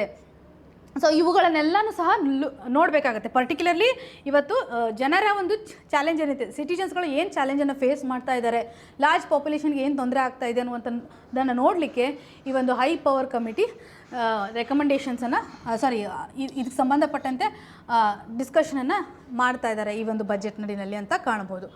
ಸೊ ಇಷ್ಟು ಪಾಯಿಂಟನ್ನು ಈ ಒಂದು ಆರ್ಟಿಕಲ್ಗೆ ಸಂಬಂಧಿಸಿದಂತೆ ನಾವು ಎಕ್ಸಾಮಿನೇಷನ್ ಪರ್ಸ್ಪೆಕ್ಟಿವಲ್ಲಿ ಕನೆಕ್ಟ್ ಮಾಡ್ಬೋದು. ಓಕೆ, ಇನ್ನು ಮುಂದಿನ ಆರ್ಟಿಕಲನ್ನು ನೋಡುವಂಥದ್ದಾದರೆ ಈ ಒಂದು article it's very beautiful. Rising tide lifts all boat. Positive ಅಪ್ರೋಚನ್ನು ಇಲ್ಲಿ ಎಂಫಸಿಸ್ ಮಾಡ್ತಾ ಇದ್ದಾರೆ. ಇಲ್ಲಿ ಹೈಲೈಟ್ಸ್ ಮಾಡೋ ಪ್ರಕಾರ ಯಾವುದೇ ಒಂದು ಎಡಿಟೋರಿಯಲ್ ಸೆಕ್ಷನಿಂದ ಬರುವಂಥ ಆರ್ಟಿಕಲ್ಸ್ಗಳನ್ನು ನೀವು ಕಂಪ್ಲೀಟಾಗಿ ನೋಟ್ಸ್ ಮಾಡೋದು ಇದೆಲ್ಲ ಮಾಡುವಂಥ ಅವಶ್ಯಕತೆ ಇರೋದಿಲ್ಲ. ಬಟ್ ಇದರಲ್ಲಿ ಯೂಸ್ ಮಾಡಿರುವಂಥ ಟರ್ಮ್ಸ್, ಇದರಲ್ಲಿ ಯೂಸ್ ಮಾಡಿರ್ತಕ್ಕಂಥ ಕಂಟೆಕ್ಸ್ಟ್ ಅಥವಾ ಯಾವ ರೀತಿಯಂಥ ಸ್ಟ್ರಕ್ಚರ್ ಮಾಡಿದ್ದಾರೆ ಅದನ್ನು ಅಬ್ಸರ್ವೇಷನ್ ಮಾಡೋದಕ್ಕೋಸ್ಕರ, ಸೊ ನಿಮ್ಮ ಸ್ಕಿಲ್ ಸೆಟ್ಸ್ಗಳನ್ನು ಬೆಳೆಸ್ಕೊಳ್ಳೋದಕ್ಕೋಸ್ಕರ ಈ ರೀತಿಯಾದಂಥ ಆರ್ಟಿಕಲ್ಸ್ಗಳು ನಮಗೆ ಸಹಕಾರಿಯಾಗುತ್ತೆ. ಬೇಸಿಕಲಿ ನಾವು ಸೋಷಿಯಲ್ ಜಸ್ಟಿಸ್ ಇಶ್ಯೂಸ್ಗಳಾಗಿರ್ಬೋದು, ವುಮೆನ್ ರಿಲೇಟೆಡ್ ಇರತಕ್ಕಂಥ ಇಶ್ಯೂಸ್ಗಳಾಗಿರ್ಬೋದು, ಮೇಜರ್ಲಿ ಇವಾಗ ಅರ್ಬನೈಜೇಷನ್ಗೆ ರಿಲೇಟೆಡ್ ಇರುವಂತೆ ಆಗ್ಬೋದು, ಇವಾಗ ಬಜೆಟ್ಗೆ ಸಂಬಂಧಿಸಿದ ಸಾಕಷ್ಟು ಕ್ರಿಟಿಕಲ್ ಕಮೆಂಟ್ಸ್ಗಳು ಬರುತ್ತವೆ, ಅದ್ರ ಬಗ್ಗೆ ಹೆಚ್ಚು ಫೋಕಸ್ ಮಾಡುವಂಥದ್ದಿಲ್ಲ. ಯಾಕೆಂದರೆ ಅದನ್ನು ನಾವು ಎಕ್ಸಾಮಿನೇಷನಲ್ಲಿ ಡೈರೆಕ್ಟಾಗಿ ಬರೆಯೋಕ್ಕಾಗೋದಿಲ್ಲ. ಸೊ ಪಾಸಿಟಿವ್ ಅಪ್ರೋಚಸ್ಗಳು ಏನಿರುತ್ತೆ ಅನ್ನೋವಂಥ ಆರ್ಟಿಕಲ್ಸ್ಗಳು ಫ್ಯೂ ಬರ್ತಿದ್ದಾವೆ ಇವಾಗ ಹಿಂದೂನಲ್ಲಿ. ಈ ಒಂದು ಆರ್ಟಿಕಲನ್ನು ನಾವು ಕಾಣ್ಬೋದು. ಆಪ್ಟಿಮಿಸ್ಟಿಕ್ ಆಗಿದೆ ಈ ಒಂದು ಆರ್ಟಿಕಲ್. ಆದರೆ ಇದನ್ನು ಇಲ್ಲಿ ಮೆನ್ಷನ್ ಮಾಡಿರುವಂತಹ ಡೇಟಾಗಳು ಅಥವಾ ಯಾವ ಪಾಯಿಂಟ್ಸ್ಗಳನ್ನು ಎಂಫಸಿಸ್ ಮಾಡ್ತಾ ಇದ್ದಲ್ಲ ಅದನ್ನು ಸಪೋರ್ಟ್ ಮಾಡುವಂತೆ ಒಂದು ಸರ್ವೆ ಆಗಿರ್ಬೋದು ಅಥವಾ ಪರ್ಟಿಕ್ಯುಲರ್ಲಿ ಇವಾಗ ಸರ್ಕಾರದ ಒಂದು ಯಾವುದಾದ್ರೂ ಪ್ಲ್ಯಾಟ್ಫಾರ್ಮ್ನಲ್ಲಿ ಅನೌನ್ಸ್ ಮಾಡಿರೋ ಥರ ಏನು ಮೆನ್ಷನ್ ಮಾಡಿಲ್ಲ, ಜನರಲ್ ಆಗಿದ್ದಾವೆ. ಸೊ ಅವರ ಒಂದು ಒಪಿನಿಯನ್ನ ಇಲ್ಲಿ ಎಂಫಸಿಸ್ ಮಾಡ್ತಾ ಇದ್ದಾರೆ. ಯಾವ ರೀತಿಯಾಗಿದೆ ಅಂತ ನೋಡೋಣ. ಇಲ್ಲಿ ಇವರು ಫಸ್ಟ್ ಹೇಳೋ ಪ್ರಕಾರ ಡಿಕೇಡಲ್ ಟ್ರಾನ್ಸ್ಫಾರ್ಮೇಷನ್ ಬಗ್ಗೆ ಹೇಳ್ತಾ ಇದ್ದಾರೆ. ಇವಾಗ ಕೇವಲ ಹಳೆ ಡಿಕೇಡ್ ಅಷ್ಟೇ ಹೇಳ್ತಾ ಇಲ್ಲ ಇವರು, 4 ಡಿಕೇಡನ್ನು ಕಂಪ್ಯಾರಿಸನ್ ಮಾಡ್ತಾ ಡಿಕೇಡಲ್ ಟ್ರಾನ್ಸ್ಫಾರ್ಮೇಷನ್. ಇವಾಗ ಭಾರತ ಡೆವಲಪಿಂಗ್ ನೇಷನಿಂದ ಸ್ಟ್ರಕ್ಚರಿಂಗ್ ಹೆಂಗೆ ಮಾಡ್ತಾ ಇದ್ದಾರೆ ಅಂತ ನೋಡಿ, ಡೆವಲಪಿಂಗ್ ನೇಷನಿಂದ ಡೆವಲಪ್ಡ್ ನೇಷನ್ಸ್ ಆಗಿ ಹೋಗ್ತಾ ಇದೆ ಅನ್ನುವಂಥದ್ದನ್ನು ಕಾಣ್ಬೋದು. Under developed to developing condition ಆಗಿರೋದನ್ನು. ಸೊ ಅದರ ಒಂದು ಜರ್ನಿ ಯಾವ ರೀತಿಯಾಗಿದೆ, ನಾವು ಗ್ಲೋಬಲ್ ಲೆವೆಲಲ್ಲಿ ಇರ್ತಕ್ಕಂಥ ಬೇರೆ ಬೇರೆ ಎಕಾನಮಿಯನ್ನು ಕಂಪೇರ್ ಮಾಡ್ತಾ ಭಾರತದ ಒಂದು ಗ್ರೋತ್ ರೇಟನ್ನು ನೋಡೋದಾದರೆ ಭಾರತದ ಗ್ರೋತ್ ರೇಟ್ ಇವಾಗ 7% ಇದೆ ಅಂತ ಆಥರ್ ಅವರು ಹೇಳ್ತಾ ಇದ್ದಾರೆ. ಬಟ್ ಬೇರೆ ಒಂದು ವರ್ಲ್ಡ್ ಎಕಾನಮಿನಲ್ಲಿ 2.5% ಕಂಪ್ಯಾರಿಸನನ್ನು ಇಲ್ಲಿ ಎಂಫಸಿಸ್ ಮಾಡ್ತಾ ಇದ್ದಾರೆ. ಸೊ ಒಂದು ಭಾರತದ ಗ್ರೋತ್ ಅಥವಾ ಹೇಗೆ ಇದು ಅಂಡರ್ ಡೆವಲಪ್ಡ್ ಕಂಟ್ರಿಯಿಂದ ಡೆವಲಪಿಂಗ್ ನೇಷನ್ ಆಗಿ ಟ್ರಾನ್ಸ್ಫಾರ್ಮ್ ಆಗಿದೆ ಅನ್ನೋದ್ರ ಬಗ್ಗೆ ಕಾಣ್ಬೋದು. ಇವಾಗ ಭಾರತ ಇಂಡಿಯನ್ ಸ್ಪೇಸ್ ಪ್ರೋಗ್ರಾಮ್ಸ್ಗಳು ಹೇಗೆ ಸಕ್ಸಸ್ಫುಲ್ ಆಗಿದೆ ಅನ್ನೋದನ್ನು ಕಾಣುವಂಥದ್ದಾಗಲಿ, ರಿನ್ಯೂಬಲ್ ಎನರ್ಜಿಗೆ ಸಂಬಂಧಿಸಿದಂತಹ ಅಥವಾ ನಾನ್ ರಿನ್ಯೂಬಲ್ ಎನರ್ಜಿಗೆ ಸಂಬಂಧಿಸಿದಂತಹ ಸಪ್ರೇಷನ್ಸನ್ನು ಹೇಗೆ ಮಾಡಿದೆ, ಟಾರ್ಗೆಟ್ಸ್ಗಳನ್ನು ಯಾವ ರೀತಿ ಹಾಕ್ಕೊಂಡಿದೆ ಅನ್ನುವಂಥ ಒಂದು ಪಾಸಿಟಿವ್ ಅಪ್ರೋಚನ್ನು. ಸೊ ಇವಾಗ ಇಮೆನ್ಸ್ ಅಪಾರ್ಚುನಿಟೀಸ್ಗಳನ್ನು ಭಾರತ ಕ್ರಿಯೇಟ್ ಮಾಡ್ತಾ ಇದೆ. ಇವರು ಅಪೋಲೋ ಹಾಸ್ಪಿಟಲ್ ಗ್ರೂಪ್ನ ಒಂದು ಮ್ಯಾನೇಜಿಂಗ್ ಡೈರೆಕ್ಟರ್ ಆಗಿರೋದ್ರಿಂದ ಹೆಲ್ತ್ ಸೆಕ್ಟರ್ ಮೇಲೆ ಹೆಚ್ಚು ಫೋಕಸನ್ನು ಮಾಡ್ತಾ ಆರ್ಟಿಕಲನ್ನು ಹೇಳ್ತಾ ಇದ್ದಾರೆ. ಬಜೆಟ್ ನಡಿನಲ್ಲಿ ಅನೌನ್ಸ್ ಮಾಡಿರುವಂಥ ಹ್ಯೂಮನ್ ಪ್ಯಾಪಿಲೋಮಾ ವೈರಸ್ HPV ವ್ಯಾಕ್ಸಿನ್ಗೆ ಸಂಬಂಧಿಸಿದಂತೆ ಯಂಗ್ ಗರ್ಲ್ಸ್ಗಳಲ್ಲಿ ವಯಸ್ಕ ಮಹಿಳೆಯರಲ್ಲಿ ಇದನ್ನು ಹಾಕಬೇಕು, ಅದು ಸರ್ವೈಕಲ್ ಕ್ಯಾನ್ಸರ್ಗೆ ಸಂಬಂಧಿಸಿದಂತೆ ಪ್ರಿವೆನ್ಷನನ್ನು ಮಾಡುತ್ತೆ ಅನ್ನೋದಾಗಿ. ಸೊ ಇದನ್ನು ಟಾರ್ಗೆಟ್ ಮಾಡಿದ್ದಾರೆ. ಇದರೊಂದಿಗೆ ಇವರು ನಾನ್ ಕಮ್ಯುನಿಕೇಬಲ್ ಡಿಸೀಸ್ನ ಒಂದು ಬರ್ಡನ್ ಹೆಚ್ಚಾಗಿರೋದ್ರಿಂದ ಅದ್ರ ಮೇಲೂ ಸಹ ಫೋಕಸ್ ಮಾಡಬೇಕು ಅನ್ನುವಂಥ ಒಂದು ಪಾಸಿಟಿವ್ ಅಪ್ರೋಚನ್ನು ಹೇಳ್ತಾ ಇದ್ದಾರೆ. ಮಾಡಲಿ ಅನ್ನುವಂಥ ಒಂದು ಕನ್ಸರ್ನನ್ನು ವ್ಯಕ್ತಪಡಿಸಿದ್ದಾರೆ. ಕ್ರಿಟಿಕಲ್ ಆಗಿ ಏನು ಹೇಳ್ತಾ ಇಲ್ಲ, ಬಟ್ ಹೇಳ್ತಾ ಇದ್ದಾರೆ ನಾನ್ ಕಮ್ಯುನಿಕೇಬಲ್ ಡಿಸೀಸಿಂದನೂ ಸಹ ಹೆಚ್ಚು ಬರ್ಡನ್ ಇದೆ ಹೆಲ್ತ್ ಸೆಕ್ಟರ್ಗೆ, ಸೊ ಹೆಲ್ತ್ ರಿಲೇಟೆಡ್ ಇರುವಂಥ ಇಶ್ಯೂಸ್ಗೆ. ಸೊ ಹಾಗಾಗಿ ಈ ಒಂದು ಡಿಸೀಸ್ ಬರ್ಡನನ್ನು ರೆಡ್ಯೂಸ್ ಮಾಡಲಿಕ್ಕೂ ಫೋಕಸ್ ಮಾಡ್ಬೋದಿತ್ತು ಅನ್ನುವಂಥದ್ದಾಗಲಿ. ಮತ್ತು ಭಾರತ ಇವಾಗ ಇನ್ಫ್ಯಾಂಟ್ ಮೋರ್ಟಾಲಿಟಿ ಆಗಿರ್ಬೋದು, ಮೆಟರ್ನಲ್ ಮೋರ್ಟಾಲಿಟಿ ಇವುಗಳ ಒಂದು ಸಂಖ್ಯೆಯೂ ಸಹ ಡ್ರಾಪ್ ಆಗಿದೆ ಅಂತ ಜನರಲ್ ಆಗಿ ಮೆನ್ಷನ್ ಮಾಡಿದ್ದಾರೆ. ಇನ್ನು ಲಾಸ್ಟ್ 4 ಡೆಕೆಡ್ನಲ್ಲಿ ಕನ್ಸಿಡರ್ ಮಾಡೋದಾದರೆ ಲೈಫ್ ಎಕ್ಸ್ಪೆಕ್ಟೆನ್ಸಿ ರೇಟ್ ಏನಿದೆಯಲ್ಲ 53 ಇರುವಂಥದ್ದು 70 ಇಯರ್ಸ್ ಆಗಿದೆ. 53 to 70 ಇಯರ್ಸ್ ಆಗಿರೋದನ್ನು ನಾವು ಕಾಣ್ತಾ ಇದ್ದೀವಿ. ಈ ಮೊದಲಿರುವಂಥ ಲೈಫ್ ಎಕ್ಸ್ಪೆಕ್ಟೆನ್ಸಿ. ಸೊ ನಮ್ಮ ಲೈಫ್ ಎಷ್ಟು ವರ್ಷ ಇರುತ್ತೆ ಅನ್ನೋದನ್ನು ಆ್ಯಾವ್ರೇಜ್ ಬೇಸಿಸ್ ಮೇಲೆ ತೆಗೆದುಕೊಂಡಿರ್ತಾರೆ. ಸೊ ಇಲ್ಲಿ ನಾವು ಹೆಲ್ತ್ ಕವರೇಜ್ಗೆ ಸಂಬಂಧಪಟ್ಟಂತೆ 2%ಗಿಂತ ಕಡಿಮೆ ಬಜೆಟ್ ಅಲೋಕೇಶನ್ಸನ್ನು ಮಾಡ್ತಾ ಇದ್ದೀವಿ. 5%ಗೆ ಇನ್ಕ್ರೀಸ್ ಮಾಡಬೇಕು ಅನ್ನುವಂಥದ್ದನ್ನು ಹೇಳ್ತಾ ಇದ್ದಾರೆ. 5% ರೀಚ್ ಆದರೆ ನಮ್ಮ ಒಂದು ಟಾರ್ಗೆಟ್ಗಳನ್ನು ನಾವು ರೀಚ್ ಮಾಡಲಿಕ್ಕೆ ಸಾಧ್ಯತೆ ಇದೆ ಅನ್ನುವಂಥದ್ದು. ಇದರೊಂದಿಗೆ ನಾವು ಅವಾಗ ತಾನೇ ನೋಡಿದ್ವಿ 1 lakh crore ಅಷ್ಟು ಇವಾಗ ಸ್ಟಾರ್ಟಪ್ಸ್ಗಳಿಗೆ ಪರ್ಟಿಕ್ಯುಲರ್ಲಿ ಲಾಂಗ್ ಟರ್ಮ್ ಆಗಿ ಅವರು ರೀಫೈನಾನ್ಸಿಂಗ್ ಮಾಡಬೇಕು ಅಂತ 50 ವರ್ಷಗಳ ಕಾಲ ಇಂಟ್ರೆಸ್ಟ್ ಫ್ರೀ ಇರುವಂಥ ಒಂದು ಲೋನನ್ನು ಸಹ ಕೊಡ್ತಾ ಇದೆ. ಸೊ ಟೆಕ್ನಾಲಜಿ ಅಥವಾ R&Dಗೆ ಸಂಬಂಧಪಟ್ಟಂಥ ಈ ಒಂದು ಅಲೋಕೇಶನ್ಸನ್ನು ಸಹ ಕಾಣ್ಬೋದು. ಸೊ ಹೆಲ್ತ್ ಕೇರ್ಗೆ ಸಂಬಂಧಿಸಿದಂಥ ಒಂದು ಕೊಲ್ಯಾಬ್ರೇಷನನ್ನು ಮಾಡಬೇಕು ಅಂತ. ಈವನ್ ಮೆಡಿಕಲ್ ವ್ಯಾಲ್ಯೂ ನಡಿನಲ್ಲಿ ಇವಾಗ ನಾವು ಹೇಗೆ ಹೀಲ್ ಇಂಡಿಯಾ ಅಥವಾ ಕ್ಲಿನಿಕಲ್ ಔಟ್ಕಮ್ಸ್ ಆಗಿರ್ಬೋದು, ಕನೆಕ್ಟಿವಿಟಿ ಕಾರಿಡಾರ್ಸ್ ಮೇಲೂ ಸಹ ಎಂಫಸಿಸನ್ನು ಮಾಡ್ತಾ ಇದ್ದಾರೆ. ಏರ್ಪೋರ್ಟ್ ರೂಟೀನ್ ಮತ್ತು ನಿನ್ನೆ ತಾನೇ ನೋಡಿದ್ವಿ ರೈಲ್ವೆ ರಿಲೇಟೆಡ್ ಇರುವಂತೆಯೂ ಸಹ ಇನ್ಫ್ರಾಸ್ಟ್ರಕ್ಚರ್ ಫೆಸಿಲಿಟೀಸ್ಗಳನ್ನು ಎಂಫಸಿಸ್ ಮಾಡಬೇಕು, ಅದನ್ನು ಹೆಚ್ಚು ರಿವ್ಯಾಂಪ್ ಮಾಡಬೇಕು ಅನ್ನುವಂಥ ನಿಟ್ಟಿನಲ್ಲೂ ಸಹ. ಸೊ ಈ ಒಂದು ಆರ್ಟಿಕಲ್ ಅಡಿಯಲ್ಲಿ ಪ್ರೈವೇಟ್ ರಿಲೇಟೆಡ್ ಇರುವಂತೆಯೂ ಸಹ ಹೆಚ್ಚು ಫೋಕಸನ್ನು ಮಾಡಿದೆ. ಪ್ರೈವೇಟ್ ಸೆಕ್ಟರ್ ಮೇಲೂ ಸಹ ಹೆಚ್ಚು ಒಲವನ್ನು ಸರ್ಕಾರ ತೋರಿಸ್ತಾ ಇದೆ. ಯಾಕಂದರೆ ಪ್ರೈವೇಟ್ ಸೆಕ್ಟರು ಸಹ ಇವತ್ತು ಪಾರ್ಟಿಸಿಪೇಷನ್ ಮಾಡಲಿ, ಡೆವಲಪ್ಮೆಂಟಲ್ ಆ್ಯಕ್ಟಿವಿಟೀಸ್ ನಡೆಯಲಿ, ಪ್ರೈವೇಟ್ನವರು ಸಹ ಪಾರ್ಟಿಸಿಪೇಷನ್ ಮಾಡಲಿ ಅಂತ ಸರ್ಕಾರ ಇವತ್ತು ಹೆಚ್ಚು ಪ್ರಮೋಷನನ್ನು ಮಾಡ್ತಾ ಇದೆ. ಪ್ರೈವೇಟ್ ಸೆಕ್ಟರ್ಗಳ ಒಂದು ಇಂಪಾರ್ಟೆನ್ಸನ್ನು ನಾವು ಇಲ್ಲಿ ಕಾಣ್ಬೋದು ಅಂತ ಆಥರ್ ಅವರು ಎಂಫಸಿಸ್ ಮಾಡ್ತಾ ಇದ್ದಾರೆ. ಸೊ ಪ್ರೈವೇಟ್ ಸೆಕ್ಟರ್ ಇವತ್ತು ನಮ್ಮ ಒಂದು ಹೆಲ್ತ್ ಕಾಂಟ್ರಿಬ್ಯೂಷನ್ಗೂ ಸಹ ಸಹಕಾರಿಯಾಗಿದೆ. ಸೊ ಈ ಒಂದು ಕಂಟೆಕ್ಸ್ಟನ್ನು ಮೇನ್ಸಲ್ಲಿ ನಾವು ಆನ್ಸರ್ನ ಬಳಕೆ ಮಾಡುವಂಥ ಸಂದರ್ಭದಲ್ಲಿ ಯೂಸ್ ಮಾಡ್ಬೋದು. ಹೇಗೆ ಈ ಒಂದು ಆರ್ಟಿಕಲ್ ನಡಿಯಲ್ಲಿ ಡೆವಲಪಿಂಗ್ ಸ್ಟೇಟಸನ್ನು ಕಂಪ್ಯಾರಿಸನ್ ಮಾಡಲಿಕ್ಕೆ ಗ್ರೋತ್ ರೇಟನ್ನು ಕನೆಕ್ಟ್ ಮಾಡಿದ್ದಾರೆ ಅನ್ನುವಂಥದ್ದಾಗಲಿ, ಹೆಲ್ತ್ ಸೆಕ್ಟರಲ್ಲಿ ಇರುವಂಥ ಅಲೋಕೇಶನ್ಸ್ ಇಂಪ್ರೂವೈಸ್ ಆಗಬಹುದು ಅನ್ನುವಂಥದ್ದಾಗಲಿ, ಮತ್ತು ರಿಸರ್ಚ್ಗೆ ಸಂಬಂಧಿಸಿದಂತಹ ಇನ್ವೆಸ್ಟ್ಮೆಂಟ್ಸ್ಗಳನ್ನು ನಾವು ಯಾವ ರೀತಿಯಾಗಿ ಯೂಸ್ ಮಾಡ್ಬೋದು ಅಂತ, ಈವನ್ ಟ್ರಾನ್ಸ್ಪೋರ್ಟೇಷನ್ನ ಮುಖಾಂತರ ನಾವು ಹೇಗೆ ಹೆಲ್ತಲ್ಲಿ ಹೀಲ್ ಇಂಡಿಯಾ ಅನ್ನುವಂಥ ಒಂದು ಕಂಟೆಕ್ಸ್ಟನ್ನು ಕವರ್ ಮಾಡ್ಬೋದು ಅನ್ನುವಂಥದ್ದಾಗಲಿ, ಮತ್ತು ನಾನ್ ಕಮ್ಯುನಿಕೇಬಲ್ ಡಿಸೀಸ್ ಮೇಲೆ ಹೇಗೆ ಫೋಕಸ್ ಮಾಡಬೇಕು, ಇಟ್ ಕುಡ್ ಬಿ ಬೆಟರ್ ಅನ್ನುವಂಥ ಒಂದು ಕಂಟೆಕ್ಸ್ಟನ್ನು ಆಥರ್ ಅವರು ಎಂಫಸಿಸ್ ಮಾಡಲಿಕ್ಕೆ ಟ್ರೈ ಮಾಡ್ತಾ ಇದ್ದಾರೆ. ಇಷ್ಟು ಪಾಯಿಂಟನ್ನು ಈ ಒಂದು ಆರ್ಟಿಕಲ್ಗೆ ಸಂಬಂಧಪಟ್ಟಂತೆ ನಾವು ಕನೆಕ್ಟ್ ಮಾಡ್ಕೋಬೋದು. ಇನ್ನು ಕಳೆದ ಸೆಷನಲ್ಲಿ ಅಂದರೆ ನಿನ್ನೆಲ್ಲ ಮೊನ್ನೆ ಕೇಳಿರ್ತಕ್ಕಂತಹ ಸೆಷನ್ ಅಡಿನಲ್ಲಿ ನಾವು ಫಂಡಾಮೆಂಟಲ್ ಡ್ಯೂಟೀಸ್ನಲ್ಲಿ ಯಾವ ಅಲ್ಲ ಅಂತ ಕೇಳಿದ್ವಿ. ಸೊ ಫಂಡಾಮೆಂಟಲ್ ಡ್ಯೂಟೀಸ್ಗೆ ಸಂಬಂಧಿಸಿದಂತೆ ನಾವು ನೋಡೋದಾದರೆ 42nd constitutional amendment 1976 ಹಾಕಿರೋದಾಗಿ ಕಾಣುವಂಥದ್ದು. 51A add ಮಾಡೋದ್ರ ಮುಖಾಂತರ 10 ಫಂಡಾಮೆಂಟಲ್ ರೈಟ್ಸನ್ನು ಆ್ಯಡ್ ಮಾಡಿದ್ದಾರೆ. ಮೊದಲು ಸ್ಟಾರ್ಟಿಂಗಲ್ಲಿರೋದು 11ನೇದು ಸಹ ಆ್ಯಡ್ ಮಾಡಿದ್ದಾರೆ ಅನ್ನೋದ್ರ ಬಗ್ಗೆ ನಿಮಗೆ ಕ್ಲಾರಿಟಿ ಇದೆ. ಸೊ 11ನೇ ಎಕ್ಸಾಕ್ಟ್ಲಿ 11ನೇದನ್ನು ಯಾವ ಅಮೆಂಡ್ಮೆಂಟ್ನ ಮುಖಾಂತರ ಆ್ಯಡ್ ಮಾಡಿದ್ದಾರೆ ಅಂತ ಕಮೆಂಟ್ ಸೆಕ್ಷನಲ್ಲಿ ನೀವು ಮೆನ್ಷನ್ ಮಾಡಬೇಕು. ಸೊ ಇಲ್ಲಿ ಫಂಡಾಮೆಂಟಲ್ ಡ್ಯೂಟೀಸ್ಗಳನ್ನು ನಾವು ನೋಡುವಂಥ ಸಂದರ್ಭದಲ್ಲಿ ಈ ಒಂದು ಫಂಡಾಮೆಂಟಲ್ ಡ್ಯೂಟೀಸನ್ನು ನೋಡುವಾಗ ನೀವು ಅಬ್ಸರ್ವ್ ಮಾಡ್ಬೋದು ಕಾಮನ್ ವರ್ಡ್ಸ್ಗಳು ಯಾವ ರೀತಿಯಾಗಿದೆ ಅಂದರೆ, ಇವಾಗ ಪ್ರೊಟೆಕ್ಷನ್ ಮಾಡೋದಾಗಲಿ, ಡಿಫೆಂಡ್ ಮಾಡೋದಾಗಲಿ, ಡೆವಲಪ್ ಮಾಡೋದಾಗಲಿ, ಸೊ ಪ್ರಿಸರ್ವ್ ಮಾಡೋದಾಗಲಿ, ಈ ರೀತಿಯಾಗಿ ಮಾಡಿದಾಗ ಸೇಫ್ ಗಾರ್ಡ್ ಮಾಡೋದಾಗಲಿ, ಇವೆಲ್ಲ ಪಾಸಿಟಿವ್ ಅಪ್ರೋಚ್ಗಳಿದ್ದಾವೆ. ಯಾವ್ಯಾವ ರಿಲೇಟೆಡ್ ಇರುವಂತೆ ಇವರು ಹೇಳ್ತಾ ಇದ್ದಾರೆ ಅನ್ನೋದನ್ನ ಕಾಣ್ಬೋದು. ಇವಾಗ ನಾ ಹೈಲೈಟ್ ಮಾಡಿರೋ ಪ್ರಕಾರ ನ್ಯಾಷನಲ್ ಫ್ಲಾಗ್ ಮತ್ತು ನ್ಯಾಷನಲ್ ಅಂಥೆಮ್ ಈ ರೀತಿಯಾಗಿ ಫ್ರೀಡಮ್ ಸ್ಟ್ರಗಲ್ಗೆ ಸಂಬಂಧಿಸಿದಂಥ ಐಡಿಯಲ್ಸ್ಗಳನ್ನು ನಾವು ಫಾಲೋ ಮಾಡುವಂಥದ್ದಾಗಲಿ. ಸೊ ಇದು ವೆರಿ ಇಂಪಾರ್ಟೆಂಟ್. ಸವೆನಿಟಿ, ಇಂಟಿಗ್ರಿಟಿ ಇವುಗಳನ್ನೇ ನಾವು ಪ್ರೊಟೆಕ್ಟ್ ಮಾಡಬೇಕು. ಸೊ ನ್ಯಾಷನಲ್ ಇಂಪಾರ್ಟೆನ್ಸ್ ಏನಿದೆ ಅಂದರೆ ಭಾರತದ ತತ್ವಗಳು ಯಾವ ರೀತಿಯಾಗಿದೆಯಲ್ಲ ಆ ತತ್ವಗಳನ್ನೆಲ್ಲ ನಾವು ಪ್ರೊಟೆಕ್ಷನ್ ಮಾಡಲೇಬೇಕು. ಇವಾಗ ನಾವು ಬೇರೆ ಕಂಟ್ರಿಗಳೊಂದಿಗೆ ಬ್ರದರ್ಹುಡ್ಡನ್ನು ಮೇಂಟೈನ್ ಮಾಡ್ತೀವಿ. ಈ ರೀತಿಯಾಗಿರುವಂತಹ ಕಂಟೆಕ್ಸ್ಟು ಬ್ರದರ್ಹುಡ್ಗೆ ಸಂಬಂಧಪಟ್ಟಂತೆಯೂ ಸಹ ಆ ಒಂದು ಸ್ಪಿರಿಟನ್ನು ನಾವು ಮೇಂಟೈನ್ ಮಾಡಬೇಕು. ಕಲ್ಚರ್ಗೆ ಸಂಬಂಧಿಸಿದಂತೆ ಎಷ್ಟೊಂದು ಇಂಪಾರ್ಟೆನ್ಸನ್ನು ಕೊಡ್ತೀವಿ. ಹಿಸ್ಟಾರಿಕಲ್ ಪರ್ಸ್ಪೆಕ್ಟಿವಲ್ಲೂ ಸಹ ಸೈಂಟಿಫಿಕ್ ಟೆಂಪರ್, ಹ್ಯುಮ್ಯಾನಿಟಿ ಆಗಿರ್ಬೋದು, ನ್ಯಾಚುರಲ್ ಎನ್ವಿರಾನ್ಮೆಂಟ್ಗೂ ಸಂಬಂಧಿಸಿದಂತೆ ನಾವು ಹೆಚ್ಚು ಕಾಣ್ತೇವೆ. ಅಥವಾ ಅಂದರೆ ಅದಕ್ಕೆ ಸಂಬಂಧಿಸಿದಂತೆಯೂ ಸಹ ಸರ್ಕಾರ ಹೆಚ್ಚು ಫೋಕಸ್ ಮಾಡೋದಾಗಲಿ, ಸಂವಿಧಾನಾತ್ಮಕವಾಗಿ ಇರುವಂಥ ಇಂಪಾರ್ಟೆನ್ಸ್. ಇವಾಗ DPSPಯಲ್ಲಿ ನಾವು ಸ್ಟಡಿ ಮಾಡುವಾಗ ನೋಡ್ತೇವೆ, ಫಂಡಾಮೆಂಟಲ್ ರೈಟ್ಸ್ ಸ್ಟಡಿಯಲ್ಲಿ ಸ್ಟಡಿ ಮಾಡೋದನ್ನು ಕಾಣ್ತೇವೆ. ಪರ್ಟಿಕ್ಯುಲರ್ಲಿ ಇವಾಗ ಪಬ್ಲಿಕ್ ಪ್ರಾಪರ್ಟಿ ಆಗಿರ್ಬೋದು ಅಥವಾ ಜನರ ಒಂದು ನಮ್ಮ ದೇಶದ ತತ್ವಗಳೇನಿದೆಯಲ್ಲ ಅವುಗಳನ್ನೆಲ್ಲ ಪ್ರೊಟೆಕ್ಷನ್ ಮಾಡಲಿಕ್ಕೆ ಮುಂದಾಗುವಂಥದ್ದು. ಆ ರೀತಿಯಾಗಿ ಬಂದಾಗ ಸ್ಟೇಟ್ಮೆಂಟ್ನಲ್ಲಿ ಅದನ್ನು ಈಸಿಯಾಗಿ ನಾವು ಅಂಡರ್ಸ್ಟ್ಯಾಂಡ್ ಮಾಡ್ಕೋಬೋದು. ಎಸ್, ಇಟ್ ಈಸ್ ನಮ್ಮ ಕರ್ತವ್ಯ ಇದೆ ಅನ್ನೋದ್ರ ಬಗ್ಗೆ. ಸೊ ಯಾವಾಗ ನಿಮಗೆ ಪೆಟರ್ನಿಟಿ ಬರುತ್ತಲ್ಲ, ಸೊ ಆ ಒಂದು ಕಂಟೆಕ್ಸ್ನ ಆಧಾರದ ಮೇಲೆ ನೀವು ಐಡೆಂಟಿಫೈ ಮಾಡ್ಬೋದು. ಕನ್ಫ್ಯೂಷನ್ ಆಗ್ತಿರುತ್ತೆ, ಯಾಕೆಂದರೆ ಕೆಲವೊಂದು ಸರ್ತಿ ಮಿಕ್ಸ್ ಮಾಡಿ ಕೊಟ್ಟಿರ್ತಾರೆ, ಸಿಂಪಲ್ಲಾಗಿ ಕೇಳಿರ್ತಾರೆ ನಾರ್ಮಲಿ. ಸೊ ಇವು 11 ಏನಿದೆಯಲ್ಲ ಇವನ್ನೆಲ್ಲ ನೀವು ನೆನ್ಪಿಟ್ಕೋಬೋದು. ಆ್ಯಡ್ ಮಾಡಿರೋದೇನಿದೆಯಲ್ಲ ರೀಸೆಂಟಾಗಿ ಅಮೆಂಡ್ಮೆಂಟ್ನ ಮುಖಾಂತರ 6 to 14 ಇದು ಇಂಪಾರ್ಟೆಂಟ್. 6 to 14 ಯಾವ ಒಂದು ಅಮೆಂಡ್ಮೆಂಟ್ನ ಮುಖಾಂತರ ಇನ್ನು ಆ್ಯಡ್ ಮಾಡಿದ್ದಾರೆ ಅಂತ ಕಮೆಂಟ್ ಸೆಕ್ಷನಲ್ಲಿ ಮೆನ್ಷನ್ ಮಾಡಿ. ಇದ್ರ ಬಗ್ಗೆ ಈ ಒಂದು ಫಂಡಮೆಂಟಲ್ ಡ್ಯೂಟೀಸ್ ಮೇಲೆ ನಮಗೆ ಭಾಳ ಅಂದರೆ 6-7 ಪಾಯಿಂಟ್ಸ್ಗಳು ಗೊತ್ತಿರಬೇಕು. ಅದ್ರ ಮೇಲೆನೇ ಕ್ವಶನ್ಸ್ ಕೇಳಿರ್ತಾರೆ. ಸೊ ಸ್ವಲ್ಪ ಯಾವಿದಾವೆ ಅಂತ ಫೀಚರ್ಸ್ ಕೇಳ್ತಾರಲ್ಲ, ನೀವು ಇದನ್ನು ಜಸ್ಟ್ ಹೈಲೈಟ್ ಮಾಡ್ಕೊಳ್ಳಿ. Natural environment, public property, even ಎಷ್ಟೆಲ್ಲ ಆದಮೇಲೆ ನಾವು ಎಕ್ಸಲೆನ್ಸ್ಗೆ ಎಲ್ಲ ಸ್ಪಿಯರ್ ಆಫ್ ಲೈಫಲ್ಲಿ ಎಕ್ಸಲೆನ್ಸ್ಗೆ ಸ್ಟ್ರೈವ್ ಮಾಡಬೇಕು ಅನ್ನೋಂಥದ್ದಾಗಲಿ, ಫ್ರೀಡಮ್ ಸ್ಟ್ರಗಲ್. ಸೊ ಈ ರೀತಿಯಾದಂಥ ಪಾಯಿಂಟ್ಸ್ಗಳನ್ನು ನಾವು ರೀಕಾಲ್ ಮಾಡ್ಕೋಬೋದು. ಹಾಗಾಗಿ ಕಳೆದ ಸಂಚಿಕೆಯಲ್ಲಿ ಕೇಳಿರುವಂತಹ ಕ್ವಶನ್ಗೆ ಉತ್ತರ ವೋಟಿಂಗ್ ಎಲ್ಲಾದರೂ ನೋಡಿದ್ವಾ? ವೋಟಿಂಗ್ ಎಲ್ಲೂ ಇಲ್ಲ. ಅದು ನೀವು ವೋಟ್ ಮಾಡ್ಬೋದು, ಬಿಡ್ಬೋದು. Okay, none of the above option ಇರುತ್ತೆ ನಿಮಗಲ್ಲಿ. ಓಕೆ, ಸೊ ಹಾಗಾಗಿ ಫಸ್ಟ್ ಆಪ್ಷನ್ ಏನಿದೆಯಲ್ಲ ಈಸಿಯಾಗಿ ನೀವು ಮಾಡ್ಬೋದು. ಈ ರೀತಿಯಾಗಿ ಕ್ವಶನ್ ಕೇಳಿದಾಗ ಈಸಿಯಾಗಿ ಮಾಡ್ಬೋದು. ಬೇರೆ ಬೇರೆ DPSPಯಲ್ಲಿ ಇರ್ತಕ್ಕಂಥ ಪರ್ಟಿಕ್ಯುಲರ್ಲಿ ಬೇರೆ ಇವಾಗ ಏನಾದರೂ ವುಮೆನ್ ರಿಲೇಟೆಡ್ ಇರುವಂತೆ ಏನಾದರೂ ಕೇಳಿದ್ರು ಅಂತಂದರೆ ಆ ಒಂದು ಸ್ಟೇಟ್ಮೆಂಟ್ಸ್ಗಳು ಇರ್ತಾವಲ್ಲ, ಅವರು ವುಮೆನ್ ರಿಲೇಟೆಡ್ ಇರುವಂತೆ ಪ್ರೊಟೆಕ್ಷನ್ ಮಾಡಲಿಕ್ಕೆ ಅವುಗಳನ್ನು ಕೊಡ್ಬೋದು, ಮಿಕ್ಸ್ ಮಾಡ್ಬೋದು. ಆವಾಗ ನಿಮ್ಗೆ ಕನ್ಫ್ಯೂಷನ್ ಆಗುತ್ತೆ. ಜನರಲಿ ಈ ರೀತಿಯಾಗಿ ಜೆಂಡರ್ ಸ್ಟೇಟ್ಮೆಂಟ್ಸ್ಗಳನ್ನು ಕೊಡ್ತಾರೆ. ಈವನ್ ನಾರ್ಮಲಿನೂ ಸಹ ನಾವು ಇದನ್ನು ಆನ್ಸರ್ ಮಾಡಲಿಕ್ಕೆ ಸಾಧ್ಯತೆ ಇದೆ. ಬಟ್ ಇವಾಗ ಮೆಮರಿ ಬೇಸ್ಡ್ ಏನಿರುತ್ತಲ್ಲ ಅಮೆಂಡ್ಮೆಂಟ್ಸ್ಗಳು, ತಿದ್ದುಪಡಿಗಳು, ಅವನ್ನ ನೀವು ನೆನಪಿಟ್ಟುಕೊಳ್ಳೇಬೇಕಾಗತ್ತೆ. ಫೀಚರ್ಸ್ಗಳನ್ನು ನೀವು ಜನರಲಿ ಅದರಲ್ಲೂ ಫಂಡಮೆಂಟಲ್ ಡ್ಯೂಟೀಸ್ ಮೇಲೆ ಗೆಸ್ ಮಾಡ್ಬೋದು, ಗೆಸ್ ಮಾಡೋಕ್ಕೆ ಸಾಧ್ಯತೆ ಇರುತ್ತೆ.